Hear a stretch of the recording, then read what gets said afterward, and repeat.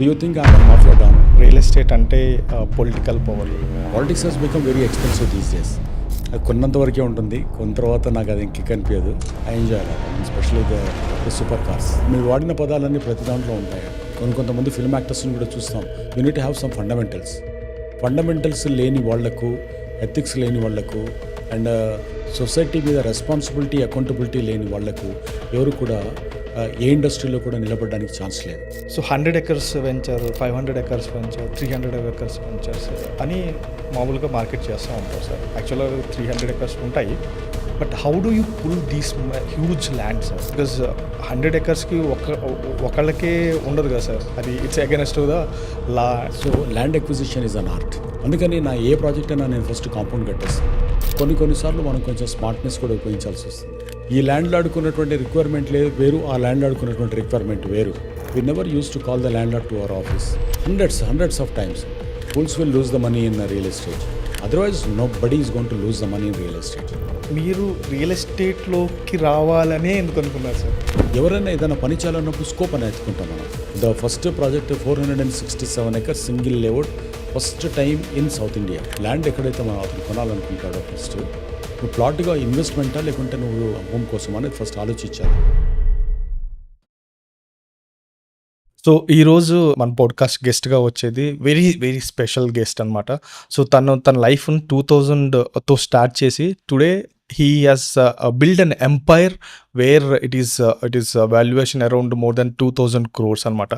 So if you look at the Hyderabad real estate industry, he is the one of the pillar. Today we're having with us doctor Lion Kiran garu. Hi sir. Hello, welcome to what the fish by Firoz sir. Thanks for accepting. It's my pleasure. Actually మీకు message చేసినప్పుడు I thought you're not going to reply because I'm going to start from the zero. మీరు వెంటనే మీరు reply ఇచ్చేసరికి I was like నేను ఇంకా completely different mood sir. It's giving me complete boosting sir for me. So before we're starting sir, I had a experience with you. You might not remember that, but still 2018 lo sir. So we met 3 times sir. Each time we had a discussion around 30 minutes. We had a discussion. So first time when your secretary called me, we met in a house where it was a penthouse sir. Okay, ఒక 6-7 members files పట్టుకొని నుంచొని ఉన్నారు sir. కూర్చున్నాను, just introduce my self, I started pitching sir. So నేను అది చేస్తాను, ఇది చేస్తాను, సోషల్ మీడియా మార్కెటింగ్, ఆ ప్రాజెక్ట్ చేస్తాను. మీరు స్లోగా జేబులోంచి మొబైల్ తీసి ఇలా చూపించి I'm giving you 45 seconds, convince me, take the project అన్నారు. నేను ఇంకా సచ్చింద్ర గొర్రె అనుకున్నాను sir.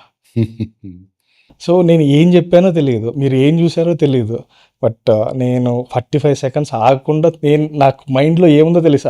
That was the first moment where I'm meeting a very corporate client sir. So I had a good experience handling the real estate projects. But మీ గురించి articles చదివాను, but still I don't know how you are going to be, how I need to dress up. ఇది basic sense లేకుండా డైరెక్ట్గా వచ్చేసాను sir. After that ఇమీడియట్గా 45 secondsలో మీరు ఆపేసి go and visit the Shamshabad project అన్నారు. సో నేను మా ఫ్రెండ్స్ కాల్ చేసి ఇలా కలిసాను, ప్రాజెక్ట్ వచ్చింది అని కొద్దిగా ముందుకు నడుచుకుంటూ వెళ్ళి అక్కడ ఒక వస్తువు ఉంది సార్, దాన్ని జస్ట్ అలా టచ్ చేశాను sir. I was in heaven kind of feeling వచ్చింది సార్ దాన్ని టచ్ చేస్తే. It's a Rolls Royce sir. That was the first time. Sir ఎప్పుడు తీసుకున్నారు సార్ అది? It's about 4-5 years back. Okay, అప్పుడు 4-5 years సార్. అప్పటికి 2 years. ఓకే, అప్పుడు 2 years back. Cars అంటే దిస్ ఆర్ ఆల్ ప్యాషన్. అది కొన్నంత వరకే ఉంటుంది, కొన్న తర్వాత నాకు అది కిక్ అనిపించదు. So I used almost all అంటే నేను కొన్నాయి కానీ నేను బయటకు వెళ్ళినప్పుడు నేను తిరిగిన కార్లు కానీ it's all you know the toys. I mean big boys toys అంటారు కదా.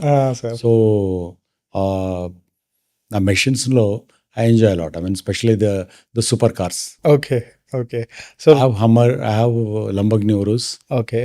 And Hummer కూడా ఇప్పుడు దాన్ని ఇంకా కొంచెం మాడిఫై చేయించేసి ఢిల్లీలో తెప్పిస్తున్నాను దాన్ని. ఓహో. Crazy. Okay, sir. Sir, before we are going into the topic, so I have a ice-breaking question, sir. So my question is like, so నార్మల్‌గా రియల్ ఎస్టేట్ అంటేనే మనకొక ఒక టైప్ ఆఫ్ ఐడియా ఉంటది సార్. సో రియల్ ఎస్టేట్ అంటే political power, real estate అంటే black money, real estate అంటే mafia, real estate అంటే goondas, rowdies ఇవి ఉంటాయి. ఇది జనరల్‌గా ఒక పర్సెప్షన్ మార్కెట్‌లో ఉంది sir. If you take middle class people are lower middle class people, వాళ్ళని రియల్ ఎస్టేట్ అని అంటే వాళ్ళు ఈ విధంగానే ఆలోచిస్తారు sir. How do you respond to that sir? నేను ఎలా రెస్పాండ్ అవుతాను అని అంటే, I tell you one small story. I'm in to this industry. Yeah. అంటే నేను ఎన్ని చేసినా, ఎన్ని రకాల ఏది మాట్లాడినా, మిగతా ప్యాషన్ గురించి ఎన్ని చెప్పినా కూడా I'm a realtor. Okay, so nobody is going to talk wrong about their own profession. Okay. ఒకవేళ ఇది కనుక ఒక నిజంగా మాఫియా సామ్రాజ్యం అయి ఉంటే, ఇది గుండాలకు నిలవై ఉంటే డెఫినెట్గా నేను ఇందులో ఉండేవాడిని కాదు. True sir. అంటే ఒకవేళ కనుక నేను క్యాప్టెన్ ఆఫ్ దిస్ ఇండస్ట్రీ అనుకుంటే, I proudly say that you know ఈ ఇండస్ట్రీలో నాదంటూ ఒక రోల్ ఉంది అని మటుకు నేను డెఫినెట్గా అనుకుంటాను. అండ్ ఇండస్ట్రీ కూడా నాకు రికగ్నిషన్ ఇచ్చింది. అది true sir. They are thousands of people maybe, but I have my own place in this real estate world. Lion Kiran అనేది ఒక ప్లేస్ అనేది అయితే ఉంది డెఫినెట్గా. I created my own marks in this industry. So అలాంటప్పుడు ఇంత భయంకరంగా ఉన్నప్పుడు దానికి, సో అలాంటి మనిషినే నేను అయి ఉన్నప్పుడు నాకు అలాంటి రికగ్నిషన్ కానీ, అలాంటి సోషల్ రికగ్నిషన్ కానీ నాకు వచ్చి ఉండేది కాదు కదా. True sir. So I'm an example. I tell the people that if it is a mafia, do you think I'm a mafia don? Have I ever acted like a mafia don? Okay, if I'm a goonda, did I do anything like goonda? ఇది దీంట్లో ఉందా? లేదా black money అంటే can I emerge as a corporate? No, right? So డెఫినెట్గా ప్రతి ఇండస్ట్రీలో మీరు వాడిన పదాలన్నీ ప్రతి దాంట్లో ఉంటాయండి. ఓకే, గుడ్ అండ్ బ్యాడ్ ప్రతి దాంట్లో ఉంటుంది. బట్ ఒకప్పుడు ఇలాంటి వాటన్నిటికీ కొంతకాలం నడిచింది. Okay. But I tell you one thing frankly, A industry తీసుకున్నా కూడా ఇలాంటి నెగిటివ్ పర్స్పెక్టివ్స్ తోటి స్టార్ట్ అయిన ఏది కూడా నిలబడదు. ఓకే. Okay, nothing. అంటే ఏది లాంగ్ స్టాండింగ్లో ఉండాలనుకుంటే ఎవరికి కూడా, కొంతమంది ఫిల్మ్ యాక్టర్స్ని కూడా చూస్తాం, చాలా నెగిటివ్గా, చాలా రఫ్గా, చాలా అగ్రెసివ్ స్టేట్మెంట్స్ ఇచ్చి కొంత నిలబడాలని. That will give you only a push. Okay. ఆ తర్వాత కనుక రియలైజ్ అయ్యి వాళ్ళు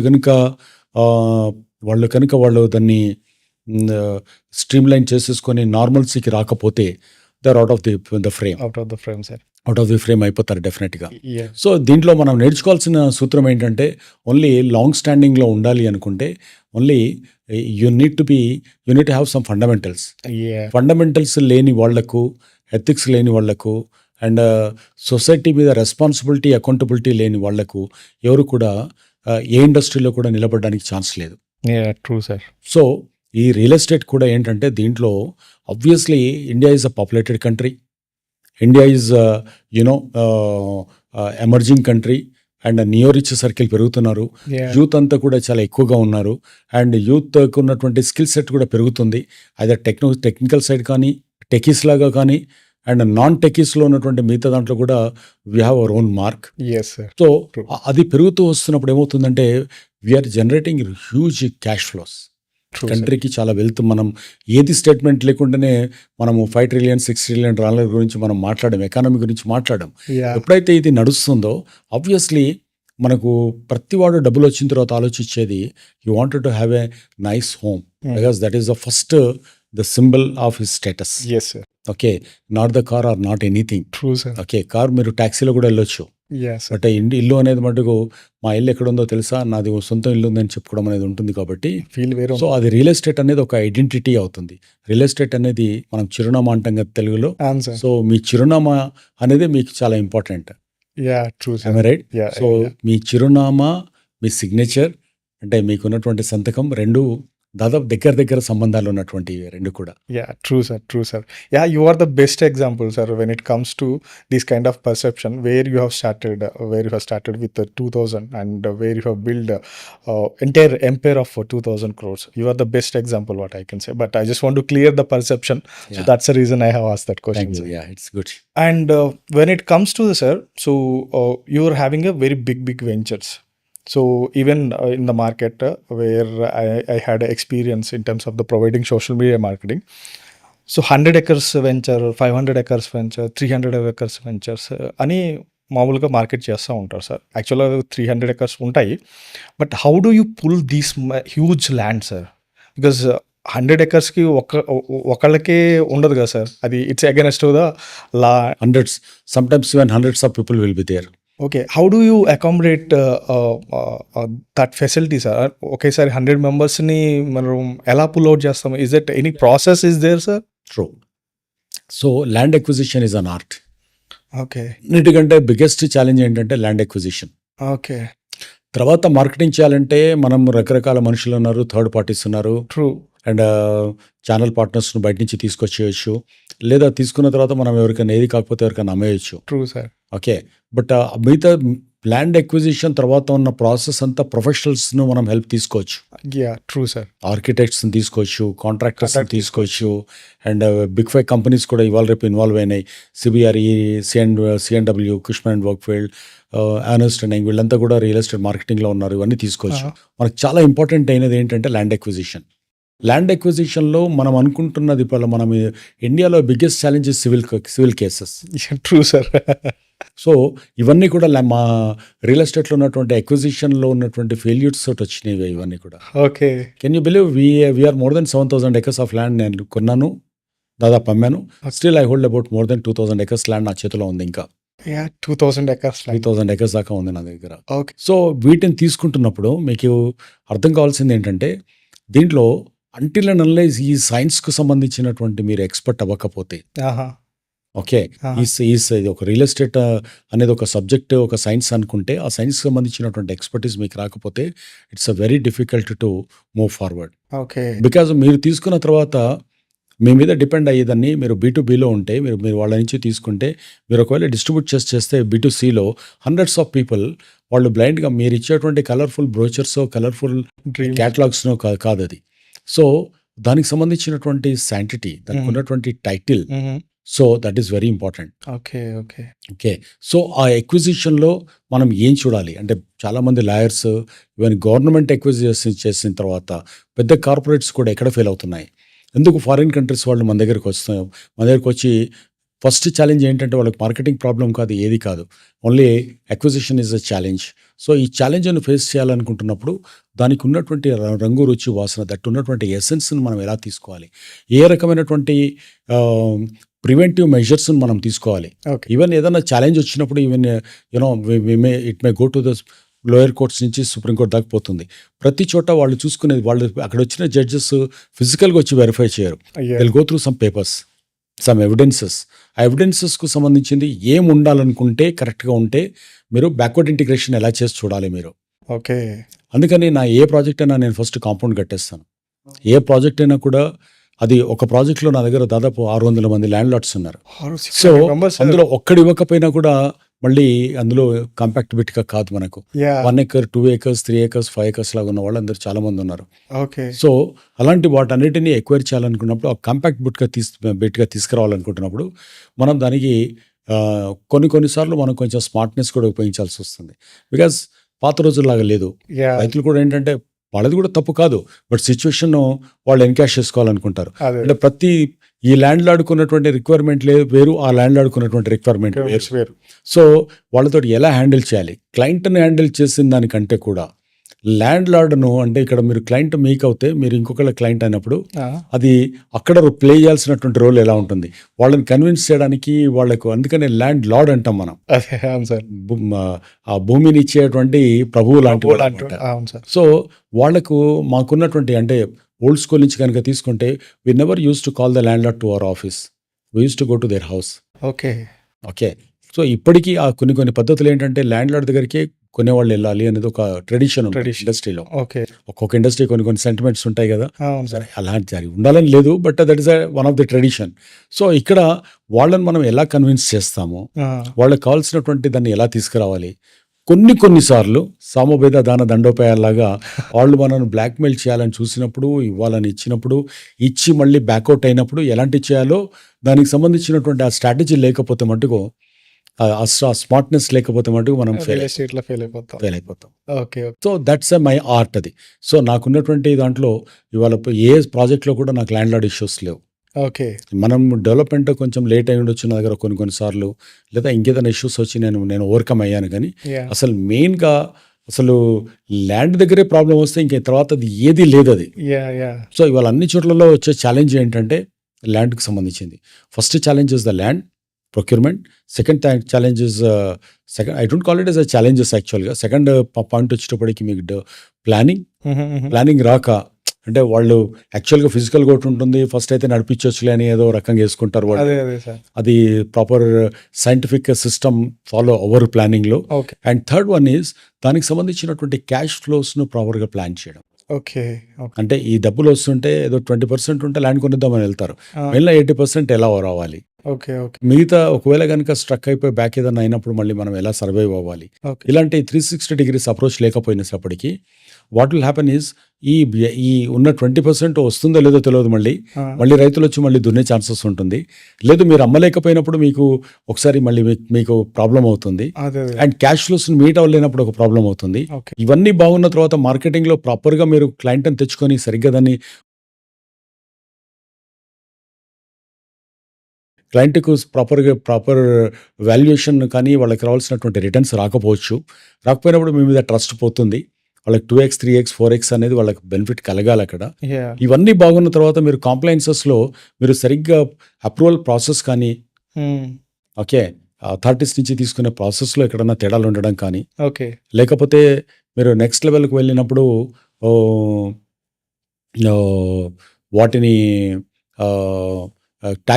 టాక్సేషన్‌లో గానీ ఓకే. మీరు ప్రాపర్‌గా చేయనప్పుడు అక్కడేదన్నా స్ట్రక్ అయినప్పుడు ఎలా ఉంటుందనేది కూడా వచ్చే ఛాన్సెస్ ఉంటుంది. సార్ మీరెప్పుడైనా ఇలాంటి ఇష్యూ ఏమైనా ఫేస్ చేశారా సార్? Where you are trying to acquire huge land but one guy is restricting not to sell. Hundreds of times ఉంటాయి. ఓకే. ఓకే. చాలా సార్లు వస్తాయి. ల్యాండ్ ఎక్విజిషన్ అనేటప్పుడు మనం ప్లాన్ చేసుకుంటున్నప్పుడు మనకు రైతుల నుంచే రావచ్చు. అక్కడ ఉన్నటువంటి లోకల్ పొలిటికల్ ప్రెషర్స్ నుంచి రావచ్చు మనకు. ఓకే. వస్తాయి. There is a huge demand ఉంది మనకు. ఓకే. ల్యాండ్ అనేది స్కేర్ కమోడిటీ కాబట్టి ఉంటుంది. యాహ్! ఆబ్వియస్లీ క్విక్ మనీ కావాలంటే ఇండియాలో ఉన్నటువంటి one of the thing is earlier మనం కనుక తీసుకున్నప్పుడు మనకు మైనింగ్ అని రకరకాలు ఉండేది. బట్ ఇప్పుడు వచ్చేటప్పటికి అర్బన్ ఏరియాస్లోకి వచ్చేటప్పుడు అర్బనైజేషన్ పెరిగిన తర్వాత it's a more of real estate కాబట్టి ఆ రియల్ ఎస్టేట్లో మనకు ఎలాంటి డిమాండ్ ఉంది అని తెలిసిన తర్వాత and two much of escalation places మనం చూసాం. అంటే ఇవాళ 1 కోటి చెప్పింది 1.5 కోటి చెప్తుంటారు, 2 కోట్లు చెప్తుంటారు అని ఉన్నప్పుడు అక్కడ మనకు కొంచెం మార్జిన్స్ ఎక్కువ కనపడి, అంటే ఇప్పుడు లేదనుకోండి, ఇప్పుడు చాలా క్యాపిటల్ ఇంటెన్సివ్ అయిపోయింది అది. ఓకే. ఒకప్పుడు ఎలా ఉండే అంటే చాలా ఈ త్రో అవే ప్రైసెస్లో ఉన్నప్పుడు ఓకే. అప్పుడు పొజిషన్లో ఉండో లేకపోతే ఏదో పాత అగ్రిమెంట్ పట్టుకొని వచ్చో అలాంటి కొన్ని ఉండేటి. ఓకే. ఓకే. సో అది ఆ ఎక్విజిషన్ టైంలో మనకు ఉన్నటువంటి టాలెంట్ని బట్టి ఇవన్నీ మనం వర్క్ అవుతూ వచ్చాము. ఓకే. చాలా జరిగాయి. చాలా పొలిటికల్గా కానివ్వండి, లోకల్ ఉన్నటువంటి లీడర్స్ తోటి కానీ, రైతులు తిరగబడినప్పుడు కానీ, అంటే ఇస్తామంటారు, డబ్బులన్నీ తీసుకుంటారు, మొత్తం డబ్బులు వచ్చినాక మళ్ళీ కూతురు అని ఇంకోటనో వస్తాయి. But the god's grace we have a strong the networking ఉంది. Okay. And what you call that subject ఉంది మన దగ్గర. వాళ్ళని ఎలా హ్యాండిల్ చేయాలి ఎలాంటిది అనేది. కాబట్టి అలాంటి ఇష్యూ కానీ ఇష్యూస్ వచ్చాయి, బట్ వాటిని ఓవర్కమ్ అయితే వచ్చాం. ఓకే. ఓకే. సార్ మీరు మాట్లాడుతూ పొలిటికల్ ప్రెజర్ అని చెప్పాను.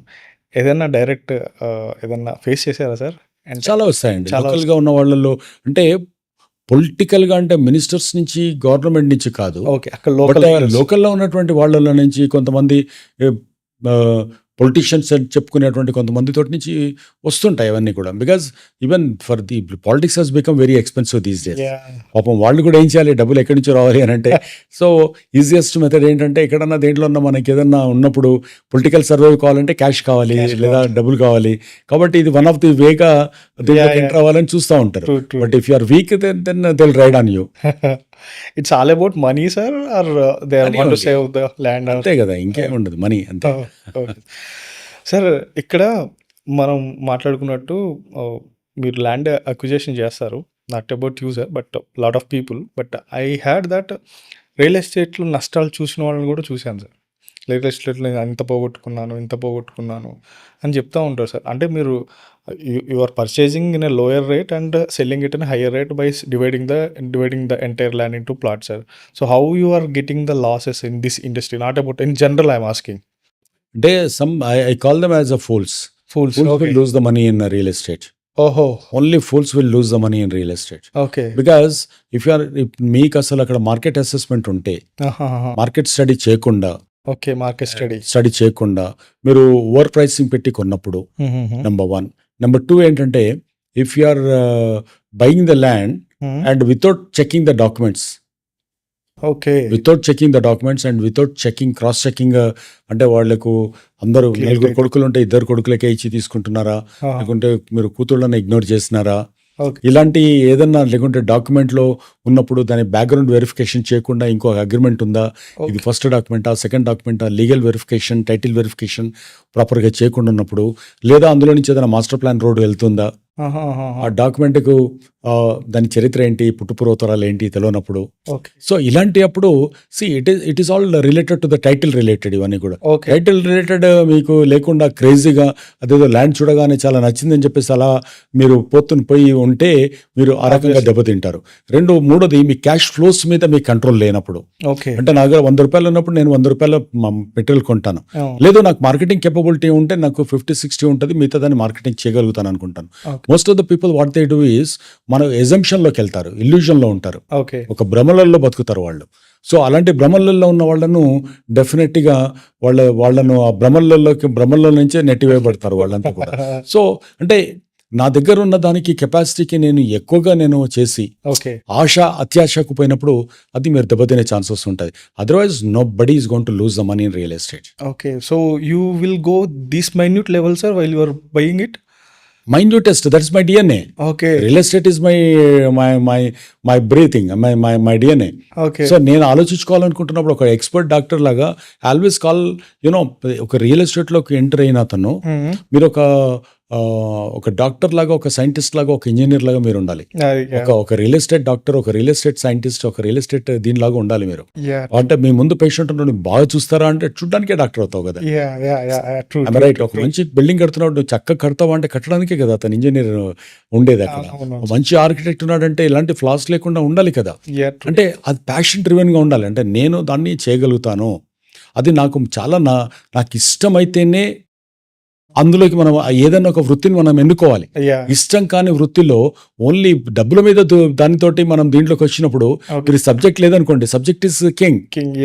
Subject is king. If you wanted to be a king, you need to be the king of that particular master of that subject. True sir. So ఇది not only in the real estate, ఏ industry, this is universal statement. Sir, it's a universal slogan. True sir. So sir, మీరు I had in the videos and even I read the articles where you have started your journey with the 2000. So మీరు real ఎస్టేట్లోకి రావాలనే ఎందుకు అనుకున్నారు sir? Real ఎస్టేట్లోకి రావాలని అనుకోలేదు నేను. Okay. నేను యాక్చువల్గా రకరకాల ప్రయత్నాలు చేశాను. సివిల్స్కి వెళ్ళాను, ఇంకోటి అలా అన్నీ జరిగాయి. బట్ రియల్ ఎస్టేట్లోకి వస్తున్నప్పుడు ఏంటంటే నేను వీటన్నిటికీ అంటే రకరకాల ఎగ్జామ్స్ రాసి వీటన్నిటిని చేద్దాం అనుకుంటున్నప్పుడు రియల్ ఎస్టేట్లోకి ఎంటర్ అయ్యే కంటే ముందు నేను ఎల్ఐసిలో వాటిలలో డెవలప్మెంట్ ఆఫీసర్గా అదంతా ప్లాన్ చేసుకున్నప్పుడు ఇక్కడ నాకు కనపడింది ఏంటంటే, దిస్ ఇస్ ఎవరైనా ఏదైనా పని చేయాలన్నప్పుడు స్కోప్ అని ఎత్తుకుంటాం మనం. అరే చాలా స్కోప్ ఉంది బాస్ అంటాం. మేము రియల్ ఎస్టేట్ ప్రాజెక్ట్ చేయాలనుకుంటున్నప్పుడు ఇందులో మనము ఇక్కడ అంతా నార్మల్గా ఉంది, బట్ ఈ ప్రాజెక్ట్ వేస్తే చాలా బాగుంటుంది అనుకుంటాం. నేను ఆ ఇన్స్ట్రుమెంట్ కింద చూసుకున్నాను అక్కడ. సో ఇక్కడ చాలా స్కోప్ ఉంది. అనార్గనైజ్డ్ సెక్టర్లో మనం ప్రతిదీ కొంచెం కొత్తగా ఆలోచిస్తుంటాం, కొత్తగా చేస్తాం. కాబట్టి అది కనుక చేస్తే, నేను ఒక ప్రొఫెషనల్ గా కనుక దీంట్లోకి ఎంటర్ అయితే, ఆ ప్రొఫెషనలిజం కోసం అందరూ చాలా ఎత్తుకుతా ఉన్నారు. ఆ ఎతికే దాంట్లో నేను కనపడితే చాలు కదా అని అనుకున్నాను, అంతే. Okay, that's how you started. That's how I started. Initial stage లో sir, you are into open plots or in this, sir, what is the biggest project you have plan, sir? Initial గా ఉన్నప్పుడు ఏ project biggest గా plan చేశారు sir? ఇనిషియల్గా నేను employee ఉన్నప్పుడు నేను ప్లాన్ చేసేది ఏముండదు, నేను దాంట్లో ఉండేవాడిని. స్విచ్ పెట్టి 20 years అవుతుంది. ఈ 20 yearsలో నేను ఫస్ట్ ప్రాజెక్ట్ నేను ప్లాన్ చేసింది అంటే 30 acres, 50 acres, 60 acres అలాంటి ప్రాజెక్టులన్నీ వచ్చాయి. The first project 467 acres single layout, first time in south India. 460 acres, sir. 460 20 years back. acres 20 years back. Oh, so అది దాంట్లో మీరు చూస్తే post office, police station, bus stand, schools దగ్గర నుంచి అన్నీ ఉంటాయి అందులో. అది మాస్టర్ ప్లానింగ్ కోసం పూనాకి వెళ్ళింది. ఎన్బిసిసికి పంపించి దాన్ని చేయించుకొని వచ్చారు. okay. బికాస్ అది it's almost like a village, Yeah. Town, sorry, ఒక టౌన్ లాగా అది. పోస్ట్ ఆఫీస్ పోలీస్ ఉన్నాయంటే ఆల్మోస్ట్ ఇంకా అది. దాదాపు 8,000 ప్లాట్స్ అందులో. ఓకే. 8,000 ప్లాట్స్లో మీరు పాపులేషన్ వైజ్గా తీసుకుంటే 34,000-35,000 పాపులేషన్కి వస్తుంది అది. ఓకే. ఒక మినీ మున్సిపాలిటీ లాగా ఫ్యూచర్లో అయ్యే ఛాన్సెస్ ఉంది అది. ఇప్పుడు పికప్ అవుతుంది అది. Okay. We started selling at 1,400 rupees okay. And last sold was 4,500 rupees అక్కడ. ఓకే. ఇవాళ 14,000-15,000 రూపీస్ రీసేల్ నడుస్తుంది. ఓకే. నేను ఏ ప్రాజెక్ట్ వేసినా అది 4x 5x అయింది. ఏది కూడా నార్మల్గా ఉన్నది ఏది లేదు, ఏ ప్రాజెక్ట్ కూడా. ఓకే. సో ఇందులో పేషెన్స్ ఇంపార్టెంట్ అంటారా సార్ మీరు? ప్లానింగ్ ఇంపార్టెంట్ అంటాను. పేషెన్స్ కన్నా ప్లానింగ్ ఇంపార్టెంట్. పేషెన్స్ ఏమి ఉండదండి. ఓకే. కొన్ని కస్టమర్ పేషెంట్గా ఉండాలి. ఓకే. Customer patience. కస్టమర్ ఇవాళ కొని రేపు మార్నింగ్ అమ్ముతానంటే లాభం ఉండదు. బేసికల్ గా Trading మిడిల్ పనికిరాదు క్లాస్ అసలు. ఇదే మైండ్ సెట్ ఉంటుంది కదా సార్. అవును, సో ఇవాళ కొన్న తర్వాత రేపు రేట్ చూస్తాం, ఎల్లుండి చూస్తాం. చూసుకోండి. కానీ దాన్ని రోజువారీగా చూసుకొని రోజువారీగా ఇంత నష్టం అంటే ఇంకా పెరగట్లేదు అది అనుకోవడం తప్పది. అది ఎప్పుడు అది ఆ ఆశతోటే ఇవాళ ప్రీ లాంచ్లు అని చెప్పేసి, లేకుంటే యూడిఎస్లు అని చెప్పేసి అందరూ బోల్తా పడి చాలా మార్కెట్ అంతా కూడా చాలా అప్పుడు మళ్ళీ పన్నీ పట్టుకొని వస్తూ ఉంటారు ఇక అందరి దగ్గరికి. అలాంటిది కాదు అది. Yeah sir. సో మీరు ఇనిషియల్గా స్టార్ట్ చేసినప్పుడు what motivated you sir? It's money or you want to be in this, you want to master in this field or what exactly? Money never motivated me. Okay. అంటే అది చాలా వింతగా అనిపిస్తుంది. Money కాకుండా money కోసమే పనిచేస్తారు ఎవరైనా. నీడ్ అదే ఉంటుంది. బట్ నేను ఈ ఇండస్ట్రీలో కాదు, ఏ ఇండస్ట్రీలో ఏం చెప్తానంటే, ఓకే. నువ్వు మనీ వెనుక పరిగెడతావా, నీ వెనుక మనీ పరిగెడుతుందా? దాన్ని పరిగెట్టడం తోటి అది పరిగెడతా ఉంటుంది, నీ జీవితం అంతా దాన్ని పట్టుకోవడానికే అయిపోతుంది. సరిపోతుంది. మనీ నీ వెనుక పరిగెడుతుంటే అది నిన్ను పట్టుకోవడానికి పరిగెడుతూ ఉంటుంది. నువ్వు దాన్ని వద్దని పరిగెడతా ఉంటే అది నీ వెనక ఎప్పుడూ ఉంటుంది. Yeah true. వెనక ఎప్పుడు మనీ ఉంటుంది అది. So what I mean to say is, అంటే చాలుక్తిగా నేను చెప్పినా కూడా, what I wanted to tell you is, ఎప్పుడైతే మనకంటూ ఒక ఇమేజ్ బిల్డ్ చేసుకుంటామో, సక్సెస్ ను మనం దాన్ని చూడాలని చూస్తాం. ఒక ప్రాజెక్ట్ తర్వాత ఇంకో ప్రాజెక్ట్, ఒక ప్రాజెక్ట్ క్రియేటివ్ గా చేసినప్పుడు ఇంకో ప్రాజెక్ట్ ఎలా చేస్తాం, నీ దగ్గర ఉన్నటువంటి మనుషులు, నీ దగ్గర ఉన్న టీం కూడా సక్సెస్ అవ్వాలని ఎలా చూస్తాము, నీ క్లయింట్స్ కూడా వాళ్ళని సక్సెస్ ను టేస్ట్ చేయాలని చూస్తారు. మీకేముంటుందండి, మీరు ముందు నిలబెడితే వాళ్ళు నెడతా ఉంటారు, మీరు ముందుకు వెళ్తుంటారు. Yeah true sir. అంతే. యా అంటే ఇక్కడ సర్కిల్ కూడా ఇంపార్టెంట్ అవుతుందా సార్? పెంచుకోవచ్చు అండి. మనకు కావాల్సింది మీ దగ్గర ఎంతూజియాజం ఉండాలి. Number 1 enthusiasm, number 2 enthusiasm, number 3 enthusiasm. మీ లోపల ఉత్సాహాన్ని ప్రదర్శించే దాన్ని కార్యాచరణలో పెట్టేటువంటి తత్వం మీకు కావాలి. అంతే. అది లేకపోతే అది ఎవరు తీసుకురాలేదు మీ లోపల. ఓకే. అది తీసుకురావడం ఉండదు. మీ దగ్గర ఉందనుకోండి, మీరు క్లయింట్స్ ఎత్తుకుంటారు. మీరు ఉందనుకోండి, మీరు ఎవరినైనా కన్విన్స్ చేయగలుగుతారు. So what you need is, అది తీసుకొచ్చి మనం ఇంజెక్ట్ చేయలేం. True sir. సో నార్మల్గా ఇక్కడ నాకు ఒక డౌట్ ఉంది సార్. మీరు వెంచర్ వేసుకున్న తర్వాత how do you decide the gajam price sir? What is it market influencing the gajam price or any other factors are influencing gajam price? There are scientific మెథడ్లో ఆలోచించాలంటే ఫస్ట్ మనం ల్యాండ్ ప్రొక్యూర్మెంట్, ల్యాండ్ కొన్న తర్వాత కాదు, ల్యాండ్ కొనకంటే ముందే అక్కడ ఏ రేట్ వెళ్తుంది, నేను ఏ రేటుకి ల్యాండ్ కొనాలి ఉంటుంది. For example, if I wanted to sell this mike, example I'm telling you,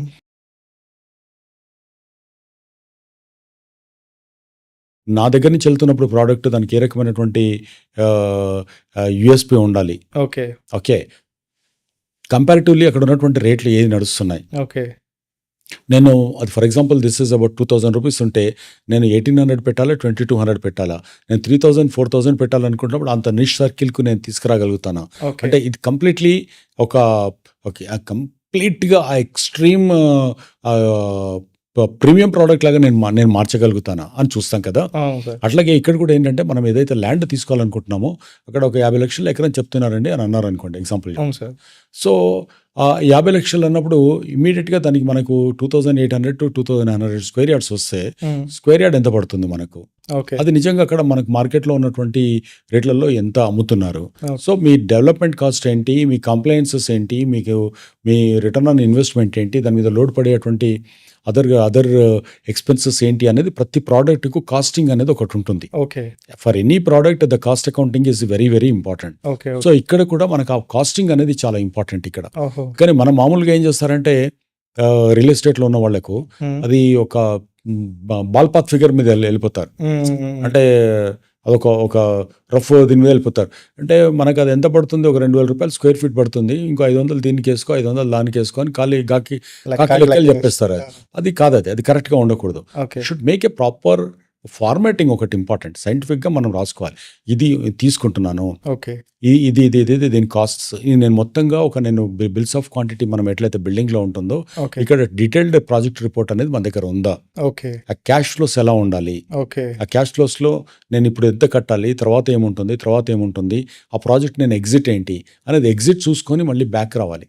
yeah, true sir. Ah backward integration is very important. అన్నీ వచ్చిన తర్వాత సరే ప్లాన్ బి ఏంటి, ప్లాన్ బిలో ఇన్ కేస్ ఏదన్నా మనం ఫెయిల్ అయిపోయినప్పుడు ఇది నేను ఎలా సర్వైవ్ కాగలుగుతాను, స్క్రాచ్ లెస్గా నేను ఎలా ఉండగలుగుతాను, నా క్లయింట్స్ నా ఇన్వెస్టర్స్ కూడా దెబ్బతినకుండా ఎలా ఉంటారు, that is also equally important. Okay. Okay. Sir ఇప్పుడు మీరు ఇచ్చిన answer from the point of view a realtor sir. So from the point of view a customer, so అది ఆ ప్రైస్ కరెక్టా లేదా అని how he is going to analyse that sir? Any tips on that? Yeah డెఫినెట్గా అండి. ఇప్పుడు for example మనకు land ఎక్కడైతే మనం అతను కొనాలనుకుంటాడో ఫస్ట్ నువ్వు ప్లాట్గా ఇన్వెస్ట్మెంటా లేకుంటే నువ్వు ఓన్ హోమ్ కోసం అనేది ఫస్ట్ ఆలోచించాలి. ఓకే. చాలా మంది అది ఆలోచించారు, ఏదో మనం చేద్దాం అనుకుంటాం. బట్ నేను ఒకవేళ రియల్ హోమ్ సీకర్ అవుతే నేను నాకు అక్కడే ఎందుకు కొనుక్కోవాలి అనేది ఫస్ట్ ఆలోచించుకోవాలి. ఓకే. ఓకే. సో మీకున్నటువంటి బేసిక్ నెసెసిటీస్ అక్కడ ఉండగలుగుతున్నాయా, ఒక స్కూల్ ఉందా, ఒక ప్రొవిజన్స్ అవి ఇవి దొరికేటువంటి ఆ ప్లేసెస్ అన్ని సపోర్ట్ ఇన్ఫ్రాస్ట్రక్చర్ ఉందా, అక్కడ ఒక హాస్పిటల్ ఉందా, ఒక బస్ స్టాండ్ ఉందా, లేకుంటే ఇంకోటి ఒక ట్యాక్సీ, ఇంటికి ఎవరైనా వస్తే ట్రాన్స్పోర్టేషన్ మనకు అలాంటివి ఏమైనా ఉన్నాయా అనేది మనం ఫస్ట్ చూసుకోవాల్సి ఉంటుంది అక్కడ. తర్వాత నాకు అక్కడి నుంచి లాజిస్టిక్స్, నాకు మిగతా చోటికి పోవడానికి నాకు కనెక్టివిటీ ఎలా ఉందనేది రెండో చూడాలి. నా బడ్జెట్ ఎంత, నా దగ్గర ఉన్నటువంటి 20 లక్షలు నాకు 50 లక్షల ప్లేస్కి పోయి నేను ఎంతసేపు తిరిగినా కూడా నాకు కాదు. Okay. If I'm a home seeker, నేను ఉండాలి అనుకుంటున్నప్పుడు ఒక రకంగా ఆలోచించాలి, ఇన్వెస్ట్ చేయాలనుకుంటున్నప్పుడు మట్టుకు ఫ్యూచర్ గ్రోత్ ఏరియాలకు పోయి మనం ఇన్వెస్ట్ చేస్తే మనకి ఎక్కువ రిటర్న్స్ వచ్చే ఛాన్సెస్ ఉంటుంది. ఓకే. ఆల్రెడీ గ్రోత్ దాంట్లోకి పోయి మనం అక్కడే కూర్చొని పెట్టుకోవాలనుకుంటే మనకు లాభం ఉండదు అది. ఓకే, డెఫినెట్గా ఈ ఏరియాలో రేపు పర్ క్యాపిటా ఇన్కమ్ ఇంత పెరుగుతుంది, నెలసరి తరసరి ఆదాయం ఇంత పెరుగుతుంది. పెరిగినప్పుడు మనం దీన్ని ఇలా మనం ఇక్కడ మనకు పెడితే మట్టుకు ఒక 5 yearsలో 1.5 times 2 times అట్లా మనకు అవ్వచ్చు. ఓకే. అని దాంతో మనం బాల్ పాత్ ఫిగర్ తోటి దాంతో మనం ముందుకెళ్ళవచ్చు అది. ఓకే. సో అప్పుడు ఏం చేయాలంటే సరౌండింగ్స్ ఏరియాస్లో ఉన్నప్పుడు మనం అక్కడ 5,000 నడుస్తుంటే వచ్చి 3,000 అడుగుతాం, 2,000 అడుగుతాం అంటే కాదు. అంటే అక్కడ ఎంతకు ఉంది, అక్కడ ఎకరం ఎంత ఉంది, ఇది ఎంత ఉంది, దానికి తగ్గట్టుగా నిజంగా వాళ్ళు ఇవ్వగలుగుతారా, ఓకే, ఇచ్చే ఛాన్స్ ఉంది అక్కడ. అంతేగాని బాబు నువ్వు చెప్పు మరి అది 20,000 ఎకరం గజం చెప్తున్నావు, నువ్వు 15,000 ఇస్తారంటే రా నా దగ్గరికి. So you're losing it. వాళ్ళు రాడు, నువ్వు కొనలేవు, ఇంకా కాదు అది. చాలా మంది క్లయింట్స్ ఏంటంటే ఇక్కడ మోసపోతారు. సరే ఎట్లాగో ఇలా ఉన్నాడు కదా అని చెప్పి ఇస్తామని చెప్తారు, అవన్నీ ఫేక్ వాళ్ళు ఇస్తారు, వాళ్ళు ఫేక్ వాళ్ళలో మోసపోతారు వీళ్ళు. సరే ఇక్కడ మోసపోతారంటే నాకు డౌట్ వచ్చి, నాకు ఒక క్లారిటీ ఇవ్వండి సార్. సార్ ఈ సేల్స్ పీపుల్ ఎవరైతే ఉన్నారో, I damn sure I agree that I got your point. So ఈ రియల్ ఎస్టేట్లో ఉన్న sales people they are masters in this field sir. So are they selling dreams or they are actually selling the future sir? Definitely they are selling dreams. Why not? Dreams అనేది ఉండాలి కదా నీకు. Dream అసలు మన మనుషులకు వచ్చినటువంటి problem ఏంటంటే dreams లేకపోవడమే. మీ కళను, మీకు అందమైన కళని చెప్పేవాళ్ళు, ఒక స్టోరీ చెప్పేవాళ్ళు కూడా ఇవాళ కావాలండి.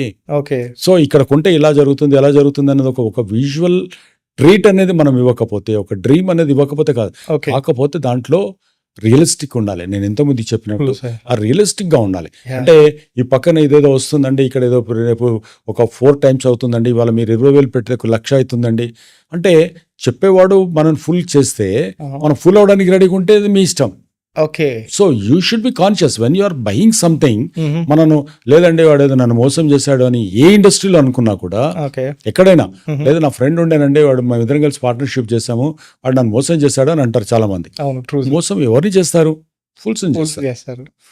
True sir. చేస్తారు. నువ్వు మోసం అది ఇంకా చాలా గొప్పగా ఎందుకు బయటకు వచ్చి చెప్పుకోవాలి? నన్ను ఒకడు మోసం చేశాడు అని నువ్వు చెప్పుకుంటున్నావు అంటే మెల్ల నీ బోర్డు వేసుకుంటున్నట్టు నేను ఒక పెద్ద విధవను అని. కానీ సార్ అందరికీ ఆ లెవెల్ ఆఫ్ ఆ నాలెడ్జ్, ఆ లెవెల్ ఆఫ్ థింకింగ్ పవర్ ఉండదు కదా సార్. లెవెల్ అనేది తప్పండి, నేను లెవెల్ అనేది అవసరం లేదు. ఓకే. బట్ మీరు ప్రతి దాంట్లో ఏదన్నా చేస్తున్నప్పుడు మీరు ఒక కూరగాయలు కొంటున్నప్పుడు కూడా మీరు ఇలా తుంచి చూస్తారు, మీరు దాన్ని చూస్తారు, దాని కొన్ని ఉంటాయి కదా. అవును సార్.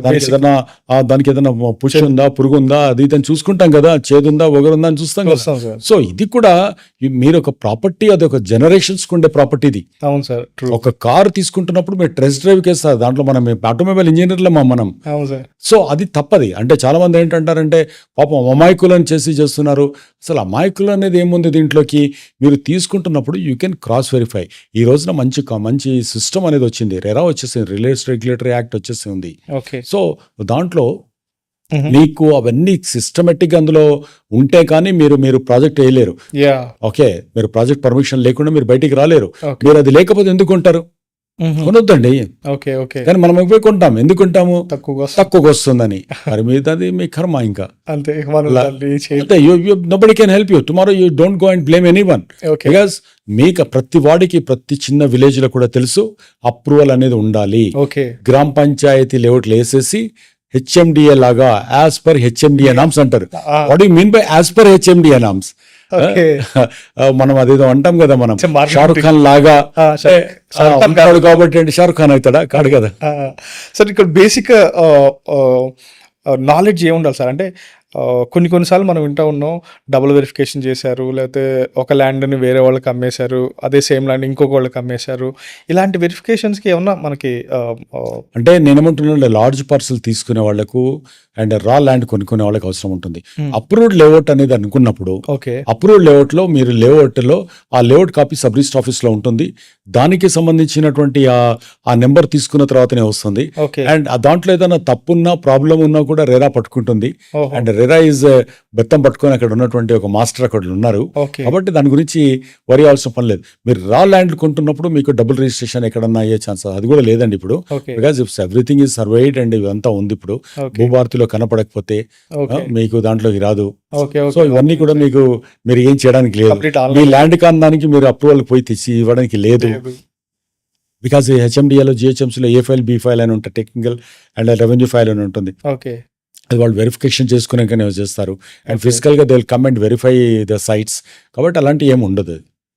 ఓకే. ఓకే. సో బేసికల్గా ఎవరైనా సరే ఒక ల్యాండ్ని పర్చేస్ చేయాలి అన్నప్పుడు బేసిక్ నాలెడ్జ్తోనే ప్రిపేర్ అయిన తర్వాతనే ఓన్లీ అప్రూవ్డ్ వాటి నుంచి మాత్రమే తీసుకోవడం important. Okay. And first project వేస్తున్నప్పుడు మనం ఎవరైనా ఒక చిన్న అడ్వకేట్ తోటి వెరిఫై చేయించుకోవడం అనేది ఇంపార్టెంట్. సెకండ్ ప్రాజెక్ట్కి వచ్చేప్పటికి అతను పాత చేస్తున్నటువంటి క్రెడెన్షియల్స్ చూసుకొని మనం చేసుకోవచ్చు. ఫిజికల్గా చూసి చేసుకోండి. అండ్ అప్రూవల్స్ చూసి తీసుకోవడం అనేది చాలా important. Okay. Okay. So sir నార్మల్గా ఇన్వెస్ట్మెంట్ చేయాలి అని నేను డిసైడ్ అయ్యాను సార్. అంటే నన్ను ఇప్పుడు వాట్స్ యువర్ సజెషన్? నన్ను ఓపెన్ ప్లాట్స్లో పెట్టమంటారా, లేకపోతే 2 BHK కొనమంటారా? ఇప్పుడు కొత్తగా ఫామ్ ల్యాండ్స్ అని వస్తున్నాయి. సో ఎందులో ఇన్వెస్ట్ చేయాలి? ఫామ్ ల్యాండ్స్లో అయితే కొనొద్దండి. ఓకే. బికాస్ ఫామ్ ల్యాండ్స్లో మీకు హాఫ్ ఎకర్ కంటే ఎక్కువ ఉంటే కొనండి. హాఫ్ ఎకర్ కన్నా ఎక్కువ ఉంటే కొనండి, లేకపోతే కొనకండి. ఓకే. బికాస్ ఫామ్ ల్యాండ్ అంటే ఏంటి? వ్యవసాయం సంబంధించి. మరి మీకు 200 గజాల ఏం వ్యవసాయం చేస్తారు? ఏం చేసుకుంటారు మీరు చెప్పండి? దానికి ఎక్కడి నుంచి కూలీలను పట్టుకొస్తారు? ఎక్కడి నుంచి దాన్ని లేబర్ కానీ నేను చూసిన వాటిలో సార్ వాళ్ళు ఫామ్ ల్యాండ్స్ పేరు మీదుగా మీరు ఇక్కడ ఇల్లు కట్టుకొని ఇక్కడ ఉండిపోవచ్చు అన్న ఒక కాన్సెప్ట్ మీద సేల్ చేశారు. మీ క్వశ్చన్ లో ఆన్సర్ ఏం కనపడుతుంది? మీ క్వశ్చన్ లో అది అవ్వకపోవచ్చు. ఫామ్ ల్యాండ్ లాగా కొనుక్కొని ఇది చేయొచ్చు అంటున్నారు. అవును సార్. అది లీగలా? ఓకే. కానీ మీ దగ్గర చెప్తున్నారు దాంట్లో. అవన్నీ వద్దండి. నేను నా పర్సనల్ సజెషన్ అయితే I'm completely against any farm lands. If it is 1 acre, 2 acres, 5 acres, if you have the capacity you do that. Okay. Otherwise no question. మీకు అక్కడ కనీసం ఒక మనిషినా లేకపోతే కాదు, ఎవరైనా ఏ ప్రమోటర్ అయినా కూడా మీకు జీవితాంతము మీకు చాకరీ చేయడానికి ఎవడు రాసివ్వడండి. ఓకే. 1 ఇయర్ మెయింటైన్ చేస్తాం, 2 ఇయర్స్ మెయింటైన్ చేస్తాం ఫ్యూచర్లో అని చెప్తారు. ఎవరు మెయింటైన్ చేస్తారు అది? ఎవరి వల్ల అవుతుంది అది? ఓకే. ప్రాక్టికల్గా చెప్పండి. వాళ్ళ నుంచి మీరు అది మెయింటైన్ చేయాలంటే అంత రెవెన్యూ రావాలి. ఓకే. అగ్రికల్చర్లో రెవెన్యూ వస్తాయి. ఇన్ని సూసైడ్స్ ఎందుకు జరుగుతున్నాయి? ట్రూ. ఇన్ని సూసైడ్స్ ఎక్కడ జరుగుతున్నాయి? అది అన్ని పరిస్థితుల మీద, వీటి మీద ఆధారపడి ఉంటుంది. అదంతా కూడా న్యాచురల్ కెలామిటీస్ మీద ఆధారపడి ఉంటుంది. అవును సార్. మీరు చెట్లు పెడితే ఆ రోజు మామిడికాయలు కాస్తే అది ఒకసారి తుఫాన్ వచ్చి పడిపోతే లేదా పురుగు పట్టి ఒకసారి ఖాతా రాకపోతే ఆ సంవత్సరంలో ఉన్నటువంటి వాళ్ళని మీరు ఎలా మెయింటైన్ చేస్తారు? మంత్లీ ఎలా పవర్ ఇది ఇచ్చేస్తారు? సో ఇవన్నీ కావు. ఓకే. See, మీరు మట్టుకు ప్లాట్స్కి వెళ్ళండి. ఓకే. అండ్ మీరు కొనుక్కొని ఏదన్నా మంత్లీ రెంటల్ లాగా రావాలి అనుకుంటే ఫ్లాట్స్ కొనుక్కోండి. లేకపోతే మీ దగ్గర ఉన్న చోట్లలో మీరు ఇల్లు కొనుక్కోండి. ఓకే. ఇల్లు కొనుక్కున్న తర్వాత రోజు దాని వాల్యుయేషన్ టెంపరేచర్ పెట్టి థర్మామీటర్ పెట్టి చెక్ చేసుకోకండి. అట్లా లేకుండా పెట్టుకుంటే బాగుంటుంది అది. Okay. So if it is a family and more then 1 acre you are suggesting. Okay. Sir anyhow మనం ఫ్లాట్స్ అండ్ ఇవి డిస్కస్ చేస్తున్నాం కాబట్టి ఒకవేళ ఇన్వెస్ట్ చేయాలంటే నన్ను ఎక్కడ ఇన్వెస్ట్ చేయమంటారు? ఏ ఏరియాలో ఇన్వెస్ట్ చేయమంటారు? అంటే మీ దగ్గర ఉన్న డబ్బులను బట్టి మీరు ఫ్యూచరిస్టిక్ వెళ్ళాలండి. ఇప్పుడు ఫర్ ఎగ్జాంపుల్ కొన్ని ఏరియాస్లో మీరు 50-70 కిలోమీటర్లు వెళ్ళినా కూడా మీరు కొనలేరు. ఎగ్జాంపుల్ చెప్తాను, మీకు ఒక 30-40 ల్యాక్స్ ఉన్నాయనుకోండి మీ చేతిలో. ఓకే. 30-40 ల్యాక్స్ ఉంటే మీరు బెంగళూరు హైవే నుంచి విజయవాడ హైవే వరకు ఉన్నటువంటి ప్లేసెస్లోకి మీరు వెళ్ళి కొనుక్కోవటం బెటర్ అది. Okay. That is a future area because this half semi circle is already done. Okay. చాలా ఎక్స్పెన్సివ్ అయిపోయినాయి. So you may not get even 100 square yards because 30,000-40,000 రూపీస్కి వెళ్ళిపోయినాయి అక్కడ గజాలు. అవును సార్. ఈవెన్ 40 కిలోమీటర్ 50 కిలోమీటర్స్ వెళ్ళినాక కూడా. But this portion is still available. So అక్కడ మీకు ఇంకా ఫ్యూచర్లో అంతా వచ్చేదంతా కూడా మీరు ఇట్ సైడ్ వస్తుంది. అంటే గవర్నమెంట్ ఫ్యూచర్ సిటీ అన్నా, ఎయిర్పోర్ట్ అయినా, లేకుంటే టెక్ పార్క్స్ అయినా కూడా, హార్డ్వేర్ పార్క్స్ అయినా కూడా, బయోటెక్ పార్క్స్ అయినా కూడా, అండ్ విజయవాడ హైవే మీద ఉన్నటువంటి గ్రీన్ ఫీల్డ్ ఇండస్ట్రియల్ పార్క్స్ అయినా కూడా ఉన్నాయి. సో అదంతా ఇంకా ఫ్యూచరిస్టిక్గా ఉంటుంది. అంటే ఒక 3 to 5 years 10 years మీరు స్పాన్ కనుక పెట్టుకుని మనకు ఫ్యూచర్లో బాగుంటుంది మెల్లగా అని అనుకున్నప్పుడు అది చేయాలి. And every second third year ఒక కొంచెం సేవ్ చేసుకుంటూ ఎంత ఉంటే అంత మీరు అలాంటి ఫ్యూచరిస్టిక్ ప్లేసెస్లో వెళ్ళి మీరు ఇన్వెస్ట్ చేస్తే బెటర్గా ఉంటుంది. ఓకే. సార్ ఇప్పుడు మీరు అన్నారు విజయవాడ హైవే లేదా బెంగళూరు హైవే అని చెప్పారు. సో అక్కడ ప్రాజెక్ట్స్, పెద్ద ప్రాజెక్ట్స్, పెద్ద కంపెనీస్ ఇన్వెస్ట్ చేయడం వల్ల ట్రాఫిక్ సమస్య కూడా తగ్గే ఛాన్సెస్ ఉంటాయి కదా సార్? డెఫినెట్. అంటే ఇప్పుడు వాటర్ అంటే ఇప్పుడు నేను ఎందుకు అడుగుతున్నా అంటే ఎంటైర్ సిటీలో ఆన్ యావరేజ్ ఒక 30 కదా సార్, నేను ఇంకా ఎక్కువే ఉంటుంది పర్సంటేజ్ తీస్తే. మొత్తం మనం హైటెక్ సిటీ వైపే ట్రావెల్ అవుతుంది. అయితే ఇటు జూబ్లీ హిల్స్ నుంచి లేదా కేపీహెచ్బి నుంచి, అటు నుంచి రాయదుర్గం నుంచి మాత్రమే వస్తున్నారు. సో ఎంటైర్ ఐటీ ఇండస్ట్రీ అక్కడే ఉంది సార్. సో ఇప్పుడు ఈ ఐటీ ఇండస్ట్రీని ఎక్స్పాండ్ చేయాలంటే ఇవేనా ప్లేసెస్? ఇంకా అసలు ఐటీ ఇండస్ట్రీ అనేది నా దృష్టిలో ఇట్స్ డన్. ఓకే. ఇంకేం లేదు ఎక్కువగా. దాంట్లో మీరు ఇంకొక 1 million 2 million పీపుల్ అందులోకి వస్తారనేది లేదు.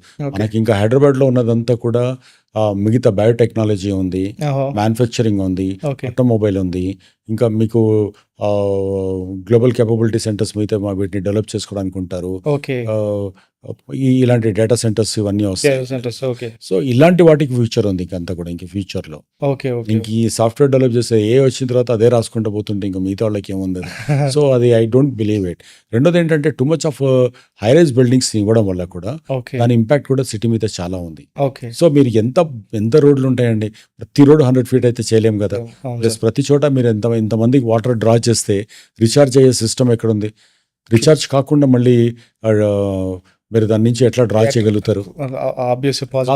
లిటిల్ కామన్ సెన్స్ క్వశ్చన్ ఏంటంటే పొల్యూషన్ కానీ, పొల్యూషన్ కంట్రోల్ ఇండెక్స్లు పెట్టేస్తే చాలా ఘోరంగా మారిపోతుంది అటు సైడ్ అంతా. People should move out. Road connectivity ఉన్నాయి, ఏదైనా చూసుకోవాలి. కానీ ఆ పిచ్చిగా క్రేజీగా నాకు ఒక ఫైనాన్షియల్ డిస్ట్రిక్ట్ లో ఒకటి ఉంది లేదా ఇంకోటి అది ఓకే. సార్ ఇక్కడ మనం హై రైజ్ బిల్డింగ్ గురించి మాట్లాడుతున్నారు కదా. సో నేను ఒక ఆర్టికల్ చదివాను. So one of the builder where they are having a flat around 15,000 square feet sir. అది అంత నెసెసిటీ ఉంటుందా సార్? 15,000 square feet అంటే ఒక ఇద్దరు ముగ్గురు 15,000 పెట్టారండి. మిగతాదంతా 6,000 నుంచి 9,000 మధ్యలో ఉన్నారు. అంటే ఫ్లాట్స్ లో 6,000, 10,000, 15,000 పోవడం ఎందుకో నాకు అర్థం కాదు. Personally I'm against that. ఇది మీరు 15,000 వెళ్ళి అంత డబ్బులు పెట్టే కంటే మీరు మంచి చక్కగా ఒక ఇండిపెండెంట్ హౌస్ పెట్టుకున్నప్పుడు you are king of your own Kingdom.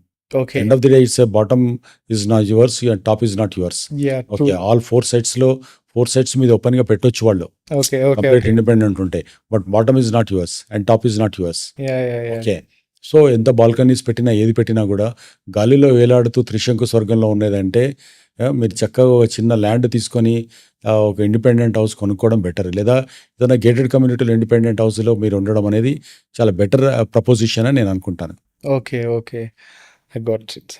So, sir when it comes to the inventory sir, హైదరాబాద్‌లో అప్రాక్సిమేట్‌లీ ఎంత ఇన్వెంటరీ ఉండొచ్చు sir? Unsold inventory.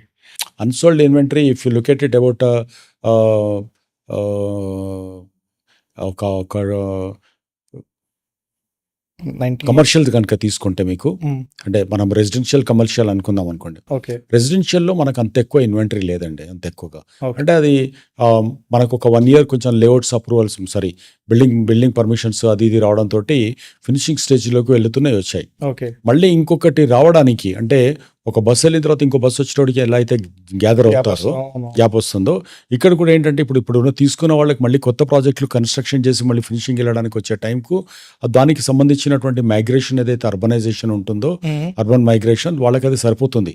రెసిడెన్షియల్లో maybe about 6 months అటు ఇటు ల్యాబ్స్లో మనకు సరిపోతుంది, అది సరిపోతుంది. అది వచ్చేస్తుంది, అది ప్రాబ్లం లేదండి. ఓకే. బట్ మనకు మేజర్ కన్సర్న్ ఇక్కడ వచ్చిందంటే కమర్షియల్లో మనకు ఎక్సెస్ దీంట్లో ఉంది ఇప్పుడున్న దాంట్లో. ఓకే. సో అక్కడ కన్జంప్షన్లో ఏంటంటే వర్క్ ఫ్రమ్ హోమ్ ఇంకా చాలా కంపెనీస్ యాక్సెప్ట్ చేయడము, హ్మ్. చాలా కంపెనీస్ దీంతో ఉండడంతో ఆ కన్జంప్షన్ అనేది చాలా ఇదిగా ఉంది. Okay. And IT companies recruitment and geo political situations మనం బయట నుంచి కనుక తీసుకున్నప్పుడు, హ్మ్. సో ఐటీలో రిక్రూట్మెంట్ కూడా కొంచెం తగ్గే ఛాన్సెస్ ఉంది ఇప్పుడు, okay. Because American government decisions, Trump government decisions, వాటన్నిటిని తీసుకుంటే కూడా మనకి ఇంపాక్ట్ ఉంది ఓకే. దాంట్లో. ఓకే. సో అక్కడ ఏంటంటే వేరే కంపెనీస్ వచ్చి ఇక్కడ ఎంతవరకు వాటిని తీసుకుంటాయి, హ్మ్. హ్మ్. వాళ్ళు ఇక్కడ తీసుకొచ్చి ఇక్కడ సెటప్ చేస్తారా, ఓకే. ఇక్కడున్న వాళ్లకు అక్కడ ఉన్నప్పుడు ఇక్కడ నుంచి మైగ్రేట్ చేసి చేయడానికి ఎంతవరకు ఉంటుంది, ఓకే. ఇలాంటి ప్రోడక్ట్స్ వాళ్ళు కనుక కంపెనీ పెట్టినప్పుడు వాటి మీద కూడా రేపు పొద్దున ఏమన్నా ఇంపోజ్ చేస్తాడా, okay. Because Trump is always trying for the new avenues. Yeah! From his perspective is right, హ్మ్. వాళ్ళకి ఆయన కంట్రీకి ఆయనకి ఏం కావాలో ఆయన చూసుకుంటున్నాడు. యాహ్! అర్థమైంది సార్.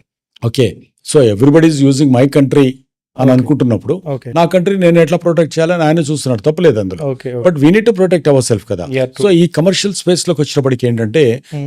ఇట్స్ ఆల్మోస్ట్ ఒక 30-40 మిలియన్ స్క్వేర్ ఫీట్ మనకి ఇప్పుడు ఉంది, కానీ అన్‌సోల్డ్. స్ట్రక్చర్డ్ అన్సోల్డ్ స్టాక్లోకి వెళ్ళే ఛాన్సెస్ ఉందన్నమాట. ఓకే. ఓకే. సో ఇది సార్ 1 year 2 years పడుతుండొచ్చు. అంటే ఒక మేజర్ కంపెనీస్ 2-3 వస్తే బ్రేక్ త్రూ దొరకొచ్చు మనకు. ఓకే. అంటే దీంట్లో ఏంటంటే ఇప్పుడు బేసిక్గా ఒక ఐటీ ఇండస్ట్రీ వాళ్ళు కాకుండా హ్మ్.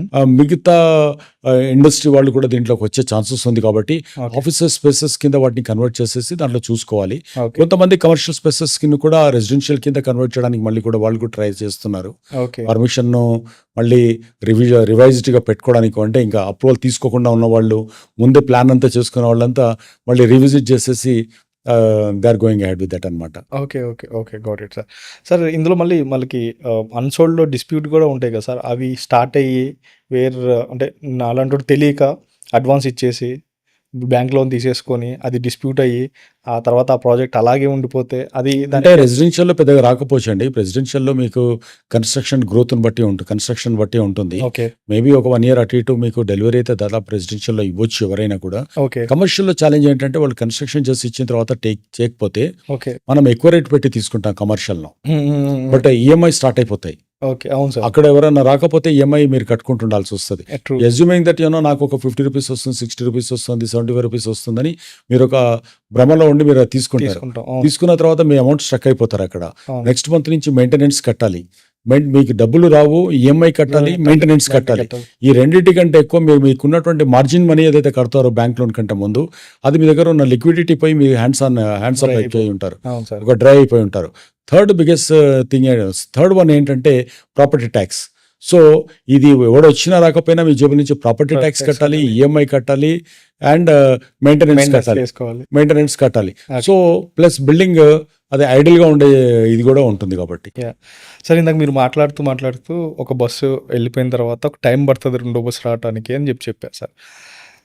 అంటే జనరల్గా అడుగుతున్నాను సార్, ఒక గవర్నమెంట్ చేంజ్ అయ్యి వేరే గవర్నమెంట్ ఫామ్ అయిన తర్వాత మార్కెట్ కొన్ని కొన్నిసార్లు బూమ్ అయిపోతుంది, కొన్ని కొన్నిసార్లు డౌన్ అయిపోతుంది. అలా స్టెబిలైజ్ అవ్వటానికి ఛాన్స్ ఉంటుందా? అది ఇది it's because of changing the గవర్నమెంటా? లేకపోతే అది 2-3 ఫ్యాక్టర్స్ ఉంటాయండి ఇక్కడ. ప్రతి గవర్నమెంట్ ఎలక్షన్స్ కంటే 6 నెలల ముందు ఒక 6 to 7 మంత్స్ ముందు మార్కెట్ ఎప్పుడు స్లో అయిపోతుంది. ఓకే. దానికి 2-3 రీజన్స్ ఉన్నాయి మళ్ళీ. ఓకే. అదేంటంటే ఒకటేమో క్యాష్ పుల్ చేస్తారు అందరు. చేస్తారు. ఓకే. ఓకే. సో దాంతో ఉంటుంది. ఓకే. స్పెక్యులేటివ్గా ఉంటుంది. గవర్నమెంట్ ఆఫీసర్స్ వీళ్ళు వాళ్ళంతా దాంట్లో బిజీగా ఉంటారు. ఓకే. అండ్ యూనో కొంచెం మార్కెట్ Approval. స్పెక్యులేటివ్గా ఉంటుంది కాబట్టి తగ్గే ఛాన్సెస్, కొంచెం స్లో అయ్యే ఛాన్సెస్ ఛాన్స్ ఉంటాయి. Okay.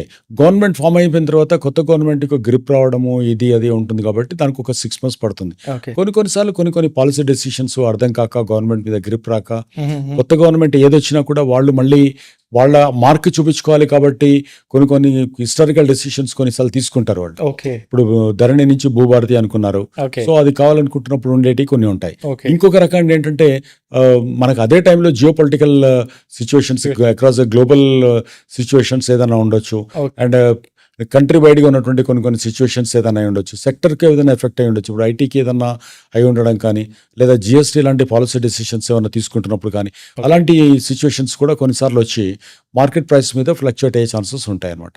Okay. So it is not only the changing the government, it is a lot other other factors. Factors are also they. Okay. Okay. Okay. So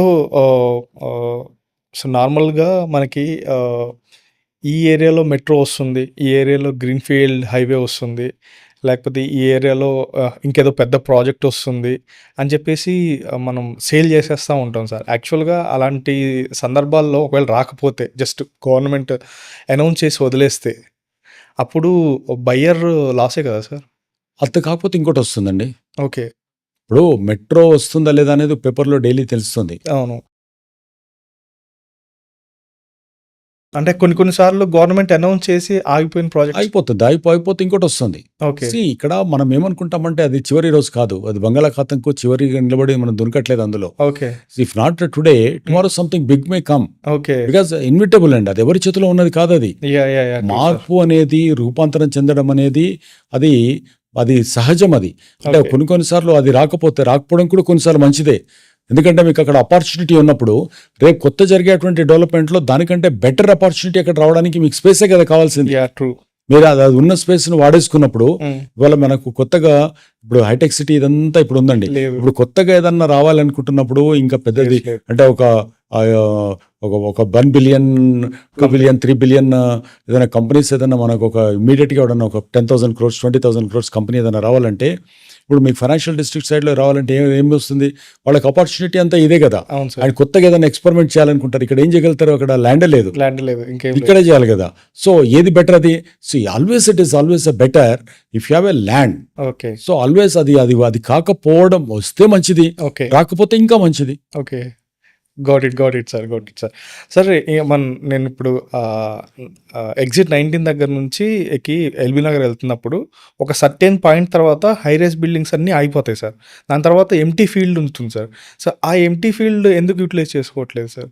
అంటే ఇప్పుడు కమర్షియల్గా అది గవర్నమెంట్ అలౌ లేదా, లేకపోతే ఇంకేమన్నా? అదేం లేదండి. మీకు పెదగోల్కొండ దాటిన తర్వాత ఇంకా కొంచెం ముందుకు వెళ్ళిన తర్వాత ఓషన్ పార్క్ సరే వాటర్ వండర్లా అదంతా ఉన్న తర్వాత అక్కడ నుండి విజయవాడ హైవే అదంతా ఉంది కదా. అవును సార్. ఇప్పుడు అంతా వెస్ట్ అనే క్రేజ్ తోటి ఇదంతా వచ్చింది. Now it is move to that area. Okay. ఇక్కడ నుండి సాగర్ రోడ్ నుండి శ్రీశైలం రోడ్, ఇప్పుడు కొత్త గవర్నమెంట్ కూడా శ్రీశైలం రోడ్ మీద ప్లాన్ చేస్తుంది. అదే that's what I'm telling you. Now ఇక్కడ నుండి అక్కడంతా that is a growth area అండి, గ్రోత్ ఏరియా. ఇప్పుడు అక్కడ ఎవరన్నా ఇప్పుడు ఇన్వెస్ట్ చేసినప్పుడు డెఫినెట్గా వాళ్ళకి మంచి రిటర్న్స్ వచ్చే ఛాన్సెస్ బాగుంటుంది. ఓకే.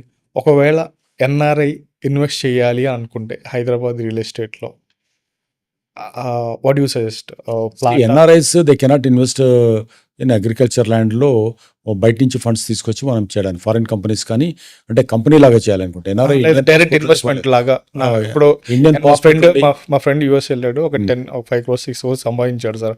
ఆ 6 crores తీసుకొచ్చి రియల్ ఎస్టేట్లో పెట్టాలి. ఎన్ని రోజులు పెట్టాలనుకుంటున్నాడు? For his future purpose. అంటే ఎన్ని, 1 year 2 years 5 years 10 years? Depend sir. For example ఇప్పుడు 5 years అనుకుందాం. 5 years అంటే మటుకు Bengaluru highway to Vijayawada highway is the best location. Okay. If it is more than 5 years అనుకున్నప్పుడు అదే ఇంకా ఇంకా విజయవాడ హైవే మీద బెటర్. విజయవాడ హైవే మీద. Okay. Okay. And sir Vijayawada ఇందాక నుంచి నేను విజయవాడ హైవే అని 4, 5 సార్లు అన్నారు. ఏదైనా పెద్ద ప్రాజెక్ట్ వచ్చే ఛాన్స్ ఉన్నాయా? వచ్చే ఛాన్సెస్ ఏదైనా అక్కడే రావాలి కదా ఇంకా. ఓకే. స్కోప్ లేదు ఇంక ఇటు సైడ్. ఎందుకంటే that is going to B A 2 capital corridor అది. ఓకే. అమరావతికి, హైదరాబాద్‌కు రావాలంటే ఇది ఇక్కడి నుంచి ఉంటది ఇంకా ఫ్యూచర్‌లో. యాహ్! లాజిస్టిక్స్ కానీ దేనికి తీసుకున్నా, ఏది తీసుకున్నా ఇంక అదే ఉంటుంది. అది చాలా చాలా రేపు పొద్దున్న చాలా it will meant money like anything. Okay. Okay. మనకు ఆగగలగాలే కానీ ఇంకా అక్కడ ఇన్వెస్ట్ చేస్తే అది. ఇప్పుడు ఎందుకంటే చాలా కంట్రోల్‌గా ఉంది ఓకే. రేట్. ఇప్పటికి ఒక 3, 4 క్రోర్స్‌లో ఎకర్ దొరుకుతుంది అక్కడ. ఓహ్! బట్ అదే స్పేస్‌లో మీరు బెంగుళూరు హైవే నుండి మరి ఇటు కనుక తీసుకుంటే ఒక 60-70 క్రోర్స్ ఉంది. ఓకే. అంటే ఇప్పుడు 10-15% రేట్లు అక్కడ ఉన్నాయి. ఓకే. ఓకే. అదే డిస్టెన్స్ సిటీ సెంటర్ నుంచి తీసుకుంటే. Okay. Okay. Okay. Okay. So 60-70 crores అంటే నాకు ఒక గుర్తొచ్చింది. మన రీసెంట్‌గా అంటే లాస్ట్ గవర్నమెంట్‌లో ఒక ల్యాండ్ అక్విజిషన్ జరిగింది కోకాపేటలో. అది అప్రాక్సిమేట్‌లీ 1 ఎకర్ 100 ఎకర్స్ పోయింది. ఈజ్ ఇట్ హైపర్ లేకపోతే అది ఇప్పుడు నెక్స్ట్ మంత్ ఒకటి వస్తుంది. అది 140 ప్రైస్ ట్యాగ్ పెట్టబోతున్నారు. 140 అంటే పర్సనల్‌గా నేను అంటాను అది కరెక్ట్ కాదు. ఓకే. ల్యాండ్ కాస్ట్‌లు పెంచుకుంటా పోతే ఇట్స్ నాట్ గుడ్. అది అక్కడ పెరిగింది కాబట్టి ఇంకోటి పెట్టింది కాబట్టి ఇంకోటి అనేది వస్తుంటుంది. అది అంటే ఇంకో ఏరియాస్ కూడా ఎఫెక్ట్ అవుతుంటుంది. ఓకే. అది ల్యాండ్ ప్రైసెస్ అంతంత పెంచేసి అంటే ఎప్పుడు ఇండెక్సింగ్ మెథడాలజీ ఉండాలండి. స్టేట్లో ఉన్నటువంటి పర్ క్యాపిటల్ ఇన్కమ్ ఎంత పెరుగుతుంది, ఓకే. ఒక్కొక్క మనిషికి ఎంత ఏ రేంజ్లోకి మనుషులు వెళ్తున్నారు. ఓకే. మీరు కొంతమంది కోసము కొన్ని ల్యాండ్స్ను చాలా హైప్ తీసుకొని వెళ్ళినప్పుడు ఓకే. ఆ చుట్టుపక్కల ఒక స్పెక్యులేషన్ అంటారు దాన్ని. అవును. స్పెక్యులేషన్ ఎప్పుడు కానీ నిలబడేది కాదు, మంచిది కాదు. ఓకే. రాష్ట్ర ఆర్థిక వ్యవస్థ కూడా కరెక్ట్ కాదు. ఓకే. ఓకే. ఓకే. కాదు సార్ అది చుట్టుపక్కలోళ్ళకి అంటే ఇన్ ద సెన్స్ కొనేవాడికి ఎలాగో ఇంకా అసలు ఉన్న డ్రీమ్ కూడా అయిపోతుంది కదా సార్ ఇంకా పోతుంది. ఇంకా మిడిల్ క్లాస్‌ని ఎంత దూరం నెడితే సిటీ గ్రోత్ అంత దూరం వెళ్ళిపోతుంటది. ఓకే. మిడిల్ క్లాస్‌ని ఎప్పుడు మనం అలా దగ్గర తీసుకోవాలి ఎప్పుడు. మళ్ళొకసారి చెప్పండి సార్ ఆ డైలాగ్. మిడిల్ క్లాస్‌ని ఎప్పటిదాకైతే మనం దూరం నెడితే ఓకే. మన సిటీ గ్రోత్ కూడా అంత దూరం వెళ్ళిపోతుంది. ఓకే. ఓకే. ఎందుకంటే సిటీలో మిడిల్ క్లాస్ అంటే ఇప్పుడు దాదాపు 35-40,000 30,000 నుంచి 60,000 65,000 సంపాదించే వాళ్ళని కనుక తీసుకుంటే వీళ్ళే సిటీ నడుపుతారు తెలుసా మీకు? ఓహ్! మీరు మీ ఆఫీస్‌లో తీసుకోండి, ఇంకో దగ్గర తీసుకోండి, మా ఆఫీస్‌లో తీసుకోండి. Majority of the people are that bracket people. ఆ బ్రాకెట్‌లో ఉంటారు. ఆ బ్రాకెట్‌లో ఉన్నవాళ్ళు. ఓకే. మీరు వాళ్ళని ఇప్పుడు వస్తున్నటువంటి ఒక 10 కిలోమీటర్ రేడియస్‌లో నుంచి వాళ్ళు రావడానికి ఎలా ఉంటుంది? వాళ్ళ పిల్లలు, వాళ్ళ చదువు, వాళ్ళ లైఫ్ అంతా ఎలా ఉంటుంది? వాళ్ళు అక్కడ దొరకకపోతే వాళ్ళు ఇంకొక 30-40 కిలోమీటర్స్ అవతలికి వెళ్ళి ఉన్నప్పుడు వాళ్ళ ట్రావెల్ టైం మళ్ళీ 2-3 గంటలు పోతే వాళ్ళు ఎప్పుడు పోతారు? ఎప్పుడు వస్తారు? క్వాలిటీ లైఫ్ ఎక్కడ ఉంటుంది? Oh! True sir. True sir. I right? So అంటే ఇంతకుముందు దిల్షునగర్‌లో ఉన్నవాళ్ళు, మలక్పేటలో ఉన్నవాళ్ళు దిల్షునగర్‌కి వచ్చారు. దిల్షునగర్ నుంచి హైతనగర్ పోయినారు. హైతనగర్ నుంచి ఇంకెక్కడికి పంపుదాం? కరెక్ట్ కాదు కదా! Yeah! So the city structure is completely depend on the middle class. Middle class. So middle class వాళ్ళకి అందుబాటులో ఉండాలి. సిటీ ఎప్పుడు అందుబాటులో ఉండాలి. ఓకే. అది ఉన్నప్పుడు మాత్రమే మీకు వాళ్ళకి యాక్సెస్ అంటే వాళ్ళు పని చేయాలి కదా, వాళ్ళు రావాలి కదా, యెస్ సార్. వచ్చి పని చేయాలి కదా. Yeah. వాళ్ళ లైఫ్లో వాళ్ళకి సేవింగ్స్ కానీ క్వాలిటీ కానీ లేకుంటే వాళ్ళకు ఒక హ్యాపీనెస్ కానీ లేకుండా చేసినప్పుడు ఏవి నిలబడగలుగుతాయి వాటికి అన్నిటికీ? యాహ్! ఏ సిటీ ఉండగలుగుతుంది? True sir. So middle class అంటే నాకు గుర్తొచ్చింది. Can we have some discussion around tax? So for example నన్నే తీసుకోండి సార్. ఆన్ యావరేజ్గా 16 lakhs నేను డ్రా చేస్తున్నాను సార్ పర్ ఇయర్. సో నేను ఆల్రెడీ ట్యాక్స్ పే చేస్తున్నాను సార్. హ్యూజ్ అమౌంట్ ట్యాక్స్ కడుతున్నారు. మళ్ళీ నేను ఇప్పుడు పెట్రోల్ పోయించుకున్నా లేకపోతే ఏదైనా బయట రెస్టారెంట్ ఫుడ్ తీసుకున్నా ఇంకా ఎక్కడ ఏం చేసినా సరే ఈవెన్ ఇవాళ రేపు వాటర్ బాటిల్ మీద కూడా ట్యాక్స్ కట్టేస్తున్నారు. సో ఇది అంటే నా శాలరీలో ఆల్మోస్ట్ 50-60% నేను ట్యాక్స్కే పే చేస్తున్నాను, డైరెక్ట్ అయితే ఇండైరెక్ట్ అయితే. సో ఇది చేంజ్ చేయాల్సిన నీడ్ ఎంతవరకు ఉంది సార్? అంటే ఇక్కడ డైరెక్ట్ ట్యాక్సెస్, ఇండైరెక్ట్ ట్యాక్సెస్ అని 2 రకాలు ఉంటుందండి. అవును సార్. ఇన్కమ్ ట్యాక్స్ అదంతా మీకు డైరెక్ట్ ట్యాక్స్. అవును సార్. ఓకే. మిగతా అన్ని ఇప్పుడు మీ జిఎస్టీ లాంటివన్నీ ఇండైరెక్ట్ ట్యాక్స్ వస్తుంది. ఓకే. మీరు ప్రోడక్ట్ కొంటున్నప్పుడు కానీ ఇంకా వాటిలలో ఉంటుంది. ఇప్పుడు మనం ఇంకా ట్యాక్స్ బ్రాకెట్స్లో ఉన్న వాళ్ళలో తీసుకుంటే మీకు యూఎస్ పోతే అది ఇంకా భయంకరమైన ట్యాక్స్ రెజ్యూమ్లో ఉంటుంది. Okay sir. ఇక్కడ కూడా ఒక పద్ధతి ఫస్ట్లో అనుకున్నారు, సర్క్యులేషన్లోకి వచ్చింది. అంటే ఏ ట్రాన్సాక్షన్కైనా ఒక 2% తీసేసుకొని వదిలేస్తే అయిపోతుంది అనేది. ఓకే. ఏ ట్రాన్సాక్షన్కైనా కూడా. అలాగే ఇన్కమ్ ట్యాక్స్ని కూడా మనకు స్లాబ్స్ ఏదైతే పెట్టినామో మనం 25-30% ఏదైతే స్లాబ్స్ ఉన్నాయో ఆ స్లాబ్ని కూడా తగ్గించేసి 10% పెట్టినప్పుడు మోర్ ఇవాళ మనకు only 4-5% of the people only the tax returns file చేస్తున్నారు. అవును సార్. కానీ 2.5% ఓన్లీ ట్యాక్స్ పే చేస్తున్నారు. ఓకే. రిటర్న్స్ ఫైల్ చేసే వాళ్ళందరూ కూడా ట్యాక్స్ పేయర్స్ కాదు, ఓకే. ఓకే. నిల్ రిటర్న్స్ అది ఇది చేస్తున్నారు. Aha! That is only 5% of the దీంట్లో. Okay. Only hardly about 4.5 crores people మాత్రమే ట్యాక్స్ పేయర్స్ ఉన్నారు. ఓకే. ఓకే. సో వీళ్ళందరూ ఎక్కువ మందిని దీంట్లోకి తీసుకురావాలి ఓకే. అనుకున్నప్పుడు హుహు. అది చాలా బోల్డ్ decision and very important decision. Okay. But somehow అది గవర్నమెంట్స్ అంత దూరం వెళ్ళట్లేదు. ఓకే. సో, ఇక్కడ ట్యాక్స్ గురించి మాట్లాడుతుంటే నాకు గుర్తొచ్చింది సార్. కొన్ని సెలబ్రిటీస్ లేకపోతే industry big rich people, HNI people, so, వాళ్ళు ట్యాక్స్‌ని డైవర్ట్ చేయటానికి సో, వాళ్ళు ఫార్మర్‌గా రిజిస్ట్రేషన్ చేయించుకుంటారు. So, that's how they are going to escape from the tax అది ఇది అంటారు. అది ఎలా సాధ్యం సార్ అది? అది ఎంత వస్తుందండి దాని మీద. ట్యాక్స్ ఫార్మర్ రిజిస్ట్రేషన్ చేసుకుంటే మీకు దాంట్లో వచ్చినటువంటి రిసిప్ట్స్ చూపించాలి. ఆ! ప్రోడక్ట్ అమ్మినట్టు మార్కెట్ కమిటీ లేదా ఇంకొక ఇన్కమ్ ఏదో చూపించుకోవాలి. ఎంత వస్తుంది దాని నుండి, ఓకే. ఎంత సేవ్ చేయగలుగుతాము. ఓకే. ఓకే. ఫర్ ఎగ్జాంపుల్ మీరు ఒక 100 ఎకరాలు 200 ఎకరాలు దాన్ని కొని హ్మ్. నిజమైన బిజినెస్ మెన్ తీసుకెళ్లి ల్యాండ్ మీద అగ్రికల్చర్ ల్యాండ్ లాగా చేయొచ్చా? అదే. పోనీ దాంట్లో నుంచి ఏదో పండించాము, వరి పండించాము లేదా పళ్ళు పండించాము అంటే పళ్ళకి సంబంధించిన రిసీట్స్ ఎంతగానో తెచ్చుకోవచ్చు వాటికి. యాహ్! యాహ్! ఏదో అది 5-10% ఒక అగ్రికల్చర్ ఇన్కమ్ మనకి నాన్ టాక్సేషన్ కాబట్టి కొంత చూపించుకోవడానికి ఏదో చేస్తారు కానీ ట్యాక్స్ అవాయిడ్ చేయడానికి పనికొచ్చేంత గొప్ప రెవెన్యూని అయితే చూపించుకునేలాగా ఉండదు. Agriculture is not so I mean what you call that ఒక ఫిగర్స్ అనేది చూపించుకునేంత ఫిగర్స్ ఏమి ఉండవు. 10 కోట్లు 20 కోట్లు చూపించుకోవచ్చా? ఓకే. ఓకే. ఓకే. కాదు అది. ఓకే. అంటే not only in the real estate sir. నార్మల్‌గా పెద్ద ఇండస్ట్రీస్ వాళ్ళైనా ఎవరైనా కూడా ఓకే. మీకు అంతంత ఫిగర్స్ చూపించినప్పుడు definitely they will go through that. నాకు ఎవరైనా రిసిట్ ఎవరైతే ఇస్తారు, నాకు 10 కోట్ల ఇన్కమ్ నాకు అగ్రికల్చర్ నుంచి వచ్చిందని చూపిస్తే నేను ఆ 10 కోట్లకు నేను రిసిట్స్ చూపించాలి కదా. హ్మ్. హ్మ్. రిసిట్స్ నాకు ఎవరికో అమ్మితే నాకు వచ్చినట్టు నేను చూపించాలి కదా. ఆ! ఆ మార్కెట్ కమిటీ లేదా అక్కడ కొనుక్కున్న వాళ్ళు ఎవరో ఒకళ్ళు వాళ్ళైతే దాన్ని మళ్ళీ ఆ ఇన్కమ్ అయితే వాళ్ళ బ్యాలెన్స్ షీట్ లో చూపించుకోవాలి కదా అది. అవును కదా! So these are all Indian ఎట్లా ఉందంటే సిస్టమ్, మీరు ఎక్కడ దొరకకుండా ఉండే సమస్య లేదండి. ఎక్కడ దొరికిపోతారు. ఎక్కడ సో ఇవాళ మీరు ఏదైనా చేసినా అక్కడ మీరు ఎస్కేప్ అయ్యే ఛాన్స్ ఎక్కడ ఉండదు. Okay. Then it is going to become a big crime. Okay. Yeah! Yeah! True sir. అది సో, ఒకవేళ ల్యాండ్ కొనాలి అనుకుంటే what are the 3 red flags you will suggest to have a look on those areas? First thing is you don't buy anything which is not registered as RERA. Okay. RERA. Okay. Number 2, if you don't see any work on the ground, okay. Okay, సైట్లో మీరు ప్రాపర్గా ఉన్నటువంటి planning and physical site visit చేయకుండా చూడకుండా work start అవ్వకుండా మీరు కొనొద్దు. Okay. Number 2. Okay. Number 3, rate మీకు సంబంధించినటువంటి పేమెంట్ది బ్యాంక్ లోన్స్ మీరు కట్టుకోగలుగుతారా లేదా, ఈ రెండేమో వాళ్ళ తరఫున ఉన్నది. మీ తరఫున మీ కెపాసిటీ ఉందా, మీకు బ్యాంక్ లోన్ వస్తుందా, రేపు పొద్దున మధ్యలో ఆపకుండా ఉంటారా, ఓకే. దేనికోసం చేస్తున్నాను, లేదా ఇదేదో ఎవరో ఇన్ఫ్లుయెన్స్కి లోనే చేస్తున్నాను చూడకుండా చేయాలి. ఓకే. ఓకే. ఇంతకు మించి ఏం లేదు. These 3 things are very important. Very important. Okay, so from here we are going to shift our gear into AI and smartness. So real estate లో AI ఎనేబుల్ చేయటం సాధ్యమవుతుందా సార్? అయింది ఆల్రెడీ. ఇక్కడ ఏంటంటే ఏఐలో మనకు 2 ఉంటాయి. ల్యాండ్ డెవలప్మెంట్లో మనకి ఏఐ తోటి ఆ మెజర్మెంట్ వస్తుంది, మనం సర్వే నెంబర్ని చూసుకోగలుగుతున్నాము, అంతా ఉంది. ఓకే. నెంబర్ 1. నెంబర్ 2 వచ్చేటికి బిల్డింగ్ ప్లాన్స్ అన్నీ కూడా ఏఐ ఇస్తుంది. ఇప్పుడు ఆర్కిటెక్చరల్ డ్రాయింగ్స్ కూడా ఏఐ ఇస్తుంది, ఆర్కిటెక్ట్ తోటి కూడా పని లేకుండా. ఓకే. అండ్ ఇంటీరియర్స్ కూడా మీ ఇంటీరియర్స్ను ఫీడ్ చేసేస్తే సూట్ అయ్యేటువంటి అది కూడా వచ్చేసాయి. ఓకే. అండ్ ఎక్కడ మీరు సేల్ చేయాలనుకుంటున్నప్పుడు కూడా ఏ ఏజెంట్స్ వచ్చేసారు. మీరు ఇంతకుముందు డిజిటల్ మార్కెటింగ్లో మీకు హ్యూమన్ ఇంటర్ఫేస్ ఉండేది. ఇప్పుడు టెలికాలింగ్ దగ్గర నుండి మీకు కీవర్డ్స్ తర్వాత ఆల్గోరిథమ్స్ అన్ని కూడా అదే అదే చేసుకునేటువంటిది అది దాంట్లోకి వచ్చేసింది.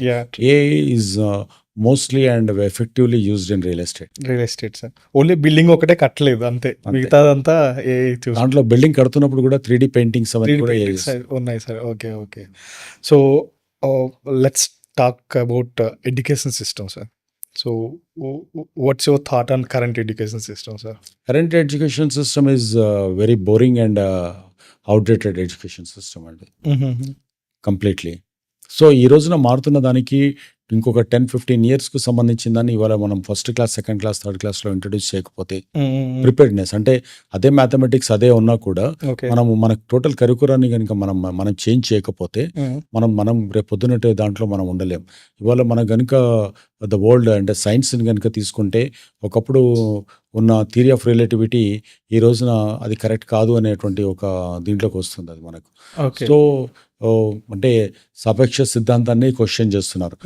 అంటే science is whatever true today is not going to be true tomorrow. Yah! ఇవాళటి సత్యం రేపటి సత్యం కాదు సైన్స్. ఇంకా సైన్స్‌లో ఖగోళంలో తీసుకున్నా, వాటర్‌లో తీసుకున్నా అంటే డెప్త్ భూమికి కింద తీసుకున్నా, పైన తీసుకున్నా నాట్ ఈవెన్ 0.1% ఇంకా మనం శోధించింది లేదు. లేదు. ఓకే. ఓకే. ఓకే.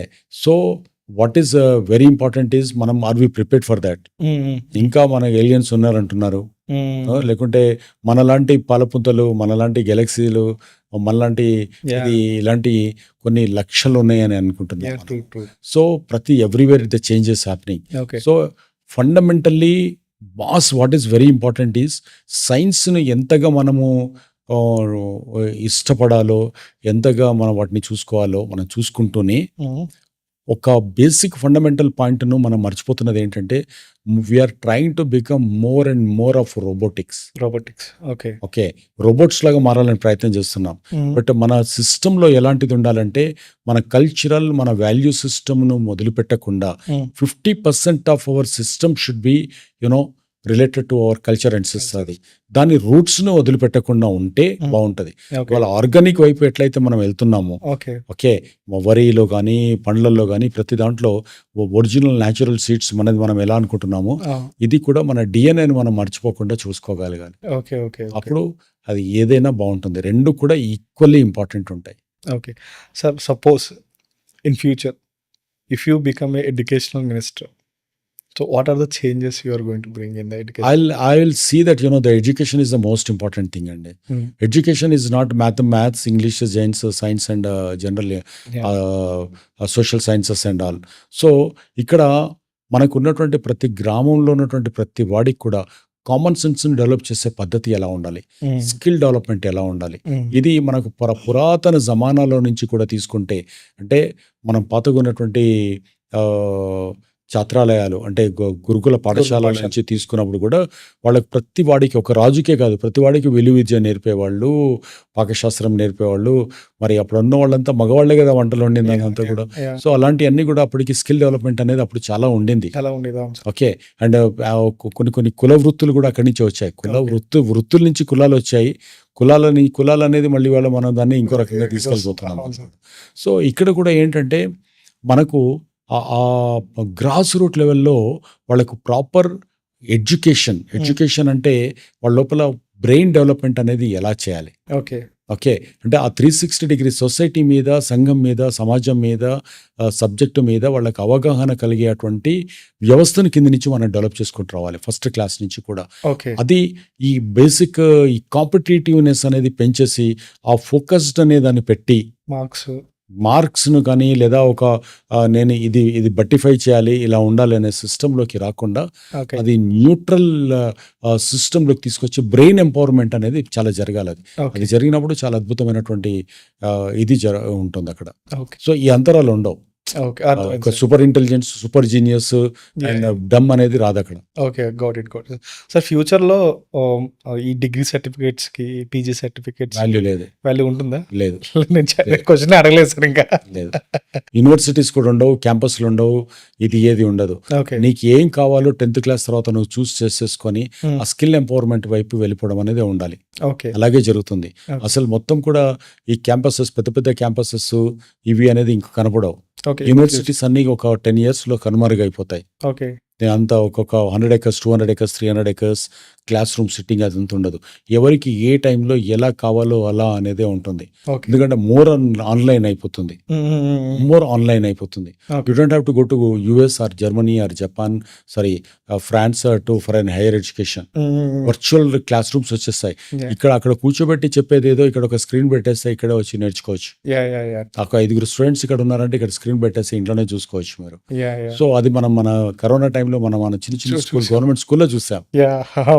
సార్ ఇక్కడ ఒక స్టేట్మెంట్ నేను రెగ్యులర్గా వింటున్నాను. when it comes to the Indian people are more about the job seeker instead of the job creators. So how do you true అది. That is absolutely we are labour oriented mind, అంతా labour oriented mind మంది.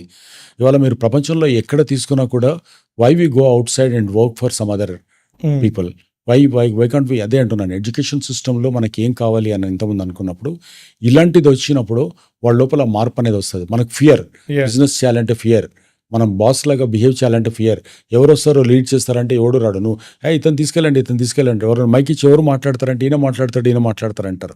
అంటే that ఫియరోసిస్ అనేది అది చాలా చాలా మనం dominate చేస్తూ ఉంటుంది.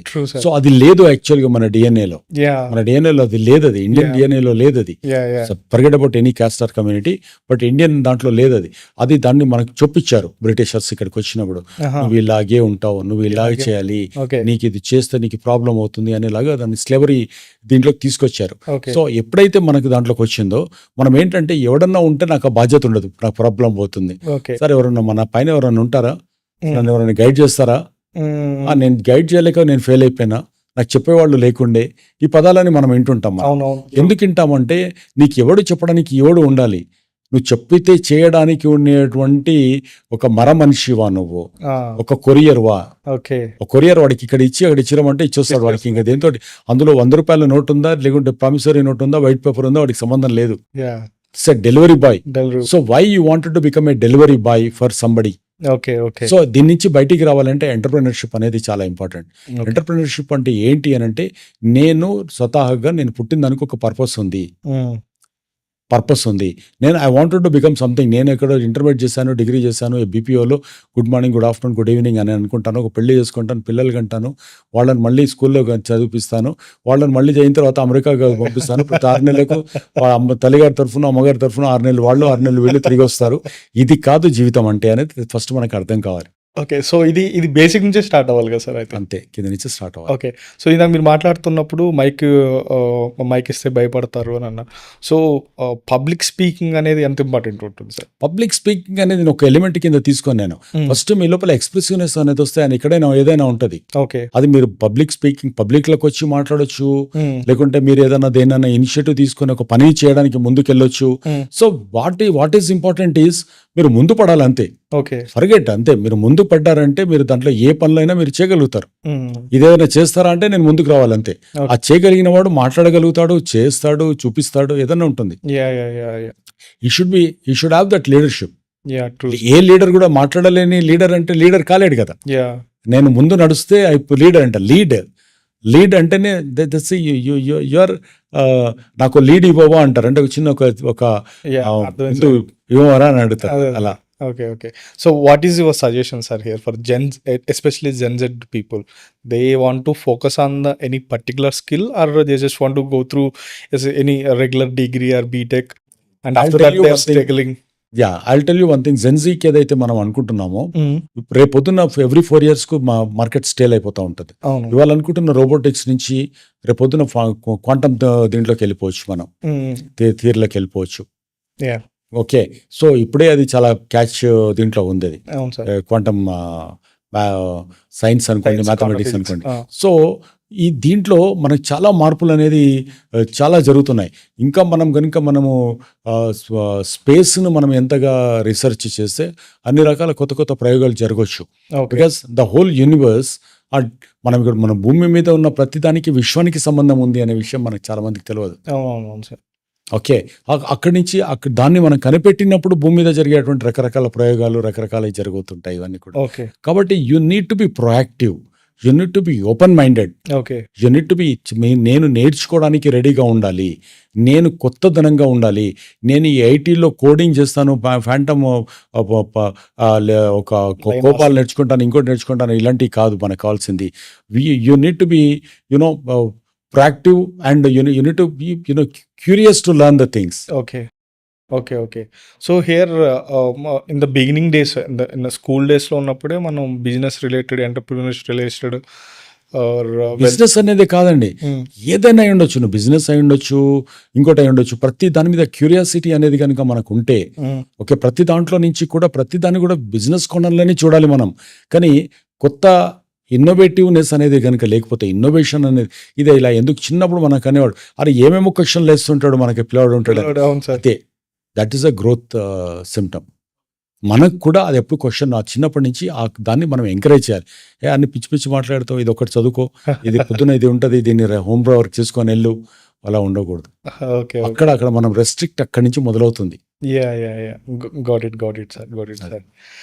So, we'll have a rapid fire. Plot or apartment? Plot, Gold or land? Land. Real estate equal to mafia? Absolutely wrong. So, open plots or gated community plots? Gated community plots. Okay. Metro or express highway comes to investing on any particular land? Good road. Good road. Wherever it is, good road. Because metro cannot, government, it is very difficult for overnight making a metro. Okay. Can a middle class buyer still buy a land in Hyderabad? Yes, of course. Okay. In which are the Lower middle class also can buy a plot. okay. If you go and buy it somewhere about 30-40 kilometers Oh, away from Hyderabad. okay. Agents are selling more dreams than the future. True or false? Today's the dreams maybe looks like a exaggerated, but Okay. tomorrow we are not able to visualize what it is going to happen tomorrow. It definitely those dreams will the colorful Yeah. the dreams are going to come true. Okay. So degree or skill? Skill. Startup or government job? Startup. Hyderabad or Bangalore if you want to Hyderabad. invest? Hyderabad. Okay. So would you invest a very fresh startup company? Yes, but if they don't come with the false imagination and false valuation. So what's your final message to youth, those who want to be into the real estate when it comes to the marketing into the real estate, or when they want to invest in the real estate? Two angles, sir. ఒక youth market real ఎస్టేట్లో invest చేయాలంటే వాళ్ళకేం suggestion ఇస్తారు? ఒక youth real estate బ్రోకర్గా, real estate ఏజెంట్గా, real estate ఇండస్ట్రీలో రాణించాలి అంటే మీరు ఏం సజెషన్ ఇస్తారు? As an investor, if you are at the age of about 22 to 30 years, example, or beyond, so please start investing from now. Okay. Start investing from now, because by the time you're married and you become kids have become little reach their younger stage and all, this is going to give you the luck like anything. Okay. Number one. Number two, from the perspective of becoming a a realtor, see, please don't become a robotics by depending upon social media and digital marketing. Digital marketing, if you are a digital marketing guy, you are dead. I always says your traditional marketing will really help you to grow in this particular industry. Real estate. If you are looking at your mobile and spending some ad spent on Meta and on this thing, and if you it is out of 100 only 2% or 3% antaru, ivanni I don't believe in it. See, if you have a skill, Okay. don't become a postman, postmaster, post office salesperson. Okay. Got it. Find out who are the catchment zones and go and motivate them. Okay. And from there you try to penetrate in the same circle. Got it, sir. Sir, do you think networking is very important in real estate? Anywhere it is important. Without network, you are a dead man. Without network, you are a dead man. You are a dead. Without network, make networking anedi, it is your lifeline, your breath. Okay. Network అనేది real estate మార్కెటింగ్కే కాదు, ఏ marketing చేయాలన్నా, ఏ ఉద్యోగం చేయాలన్నా, లేకుంటే ఏ ప్రొఫెషన్లో ఉండాలన్నా, మీకు network లేకుండా, network is your network. True sir. So నేను జనరల్గా సొసైటీలో అబ్జర్వ్ చేసింది ఏంటంటే సార్, పెళ్లి చేయాలి అంటే ఒక అమ్మాయికి ఫస్ట్ ఫాదర్ ఏం చేస్తాడంటే అతని సాఫ్ట్వేర్ జాబా లేదా గవర్నమెంట్ జాబా లేదా, ఈ రెండే చూస్తాడు సార్. ఇప్పుడు సాఫ్ట్వేర్ అని చూడరు, సాఫ్ట్వేర్ వాళ్ళకి ఇవ్వట్లే ఇప్పుడు. అందరికి అర్థమైపోయింది ఇది ఎప్పుడు ఉంటుందో ఎప్పుడు పోతుందో తెలియట్లేదు. సో ఒకవేళ ఇచ్చినా సరే వాడు ఒక 2 years 3 years జాబ్ చేసి మళ్ళీ ఒక 10-15 lakhs లోన్ తీసుకొని మళ్ళీ తిరిగి వచ్చేవాడు ల్యాండ్ మీదే ఇన్వెస్ట్ చేస్తున్నాడు. అదే ల్యాండ్ ఉన్న పర్సన్కి ఇవ్వమంటే ఎవరు ఇవ్వట్లేదు సార్. సో ఇలాంటి సందర్భాల్లో సొసైటీకి లేదండి, నేను డిఫర్ అవుతాను. ఇవాళ రేపు ల్యాండ్ ఉన్న వాళ్ళకే చూస్తున్నారు తప్ప, ప్రాపర్టీస్ ఉన్నాయి ఎంత బాగుంది అనేది చూసుకుంటున్నారు తప్ప, ఈ సాఫ్ట్వేర్ ప్రొఫెషనల్ కాదు. ఎవరైనా ఏం చూస్తారంటే నిలబడతాడా లేదా, అంటే దీంతో పాటు నిలబడతా లేదా సంపాదించుకుంటాడా లేదా అని చూస్తారు. అంటే ఇప్పుడు సాఫ్ట్వేర్లో ₹1,00,000 జీతం వస్తుంది కదా అని అంటే 6 నెలల తర్వాత ఉంటుందో లేదో అనేది ఈ మధ్య కాలంలో చాలా మందికి తెలిసిపోయింది. సో అదొక ఫియర్ కాంప్లెక్స్ అనేది అయితే ఉంది. సో నెంబర్ 2 ఏంటంటే ఓకే అదంతా ఉంది కానీ అతనికి మళ్ళీ ఏదైనా ప్రాబ్లం వస్తే బ్యాక్లో ఏం లేదు కదా, అప్పుడు మళ్ళీ మా దగ్గరికి వస్తారేమో అనే, మా మీద డిపెండ్ అవుతారేమో అనే ఫియర్ కాంప్లెక్స్ కూడా ఉంది. అక్కడ అనుమానాలకు అక్కడ తావు ఉంది. అయితే నీకు ల్యాండ్ ఉండి ఏదో ఒకటి వ్యాపారం చేసుకుంటున్నప్పుడు ఏదన్నా లేకపోతే ఇది అమ్ముకుంటాడు కదా అనేటువంటి భరోసా ఉంది. ఎక్కడ దేని వైపు చూస్తారు? భరోసా ఉన్న వైపు చూస్తారు ఎవరైనా కూడా. అంటే come what may this girl is going to be safe అనేది చూసుకుంటారు కదా. ఆ డ్రీమ్స్ అనేది పోయింది. అది ఆ సాఫ్ట్వేర్ డ్రీమ్స్, టెకీ డ్రీమ్స్ అనేది అయితే కొంచెం తగ్గింది. Okay, got it sir. So if anybody want to invest in the startup, so what are the suggestion you will give when it comes to the money management? See you need to get first thing ఏంటంటే స్టార్టప్స్లో మీరు చేయాలనుకుంటున్నప్పుడు మీరు passion డ్రివెన్గా వెళ్ళాలి. ఎవడో ఏదో చెప్పండి అని కాదు. ఆ సబ్జెక్ట్ మీ మైండ్లో మీ డిఎన్ఏలోకి ఎక్కుతుందా, అది నేను దీన్ని ఎక్కడి నుంచి ఎక్కడ దాకా తీసుకెళ్ళగలుగుతాను, పడ్డా నేను దీంట్లో నుంచి నేను చేయగలుగుతాను, మార్కెటింగ్ చేయగలిగితే నేను రండి. ఐడియా ఉందని రాకూడదు. ఐడియాలు అందరికి వస్తాయి, కూర్చుంటే 100 ఐడియాలు వస్తాయి. ఈజీగా వచ్చేది ఏంటంటే ఐడియానే. చాలా ఈజీగా కనపడేది, చాలా ఈజీగా వచ్చేది, పనికిరానిది ఏదన్నా ఉంది అని అంటే అది ఐడియానే. Idea can make a lot of changes అంటారు. But what idea can be marketable. మా ఐడియానా కాదా? మార్కెటబిలిటీ నీ సొంతంగా ఉందా వాడి మీద డిపెండ్ అవ్వకుండా. చాలా మంది వస్తారండి, లేదు. If you are able to market it, then it is called an idea. We call normally అంటుంటాం plan never fails, but man fails to plan అని. ప్లాన్ నేను చాలా ప్లాన్ చేసుకున్నాను కానీ ఫెయిల్ అయింది అని అంటాం. అవును సార్. కానీ ఫెయిల్ అయితే దాన్ని ప్లాన్ అన్నారు, తీయగలేకపోతే శేఖర్ అన్నారు. ఇక్కడ కూడా మార్కెటింగ్ చేయగలిగితే దాన్ని you call it as an idea. I have an idea అని అన్నాం అనుకో, అది ఇంప్లిమెంట్ చేసి దమ్ము నీకుంటే దాన్ని you call it as an idea. Otherwise don't just name it as an idea, don't label it as an idea. So అది పెట్టుకొని మీరు దాంట్లో ఇన్వెస్ట్ చేయండి. టైం అయినా, మనీ అయినా, నాలెడ్జ్ అయినా, ఏదైనా కూడా దాంట్లో పెట్టినప్పుడు యూ విల్ సక్సీడ్. అండ్ ఫెయిల్యూర్ని ఎప్పుడు తీసుకోవాలి. ఫెయిల్యూర్ అనేది కాదు అది, it is a speed breaker. అయితే పడాలి దానికి. అది నీకు పొద్దున స్టోరీ చెప్పుకోవాలి కదా. You should be able to tell a story నా. స్టోరీ చెప్పకుండా వచ్చే సక్సెస్ కాదు కదా. అలా. So if I want to invest in one of your projects, which project you will suggest? Based upon your budget. My budget bracket around 20 to 30 lakhs. 30 lakhs I'll suggest you in somewhere around Maheshwaram. Okay. Maheshwaram is the safest place. Okay, so at least 5 years for long term. 5 years is the maximum time. Okay. Long term 5 years maximum time. That's going to be the next I think. Okay. So with that bracket, ఆ price bracket లో. Okay. So 5 years తర్వాత అది double అయిపోయే chance ఉంటుంది ఈజీగా. Okay, ఈజీగా ఉంటుంది. So loans ఏమైనా ప్రొవైడ్ చేస్తారా సార్? ఉంటాయి. Any RERA approved project you will get loan. Okay. Thanks sir. I will visit once. Yeah, sure. Sir, finally, thanks for joining, sir. Once again, my pleasure. Once again, all the best and good luck to you. Thanks for joining What the Fish by Feroz. Even ఇది very fresh channel అయినప్పటికీ మీరు ఇమీడియట్గా respond అయ్యి నా ఛానల్లోకి first interview ఇచ్చినందుకు thank you sir. And you have shared a lot of information sir. అంటే ఒక బయ్యరు మిడిల్ క్లాస్ వ్యక్తి దగ్గర నుంచి ఎన్ఐఆర్ వరకు ఎక్కడ ఇన్వెస్ట్ చేయాలి, చేసేటప్పుడు ఎలాంటి జాగ్రత్తలు తీసుకోవాలి, each and everything you have shared a lot of insight sir. It will be a guide for those people who are going to buy newly, those who are going to buy land or if they want to invest in the real estate. It will be a guide for them, sir. Thanks once again, sir. Thanks for joining What the Fish by Feroz, sir.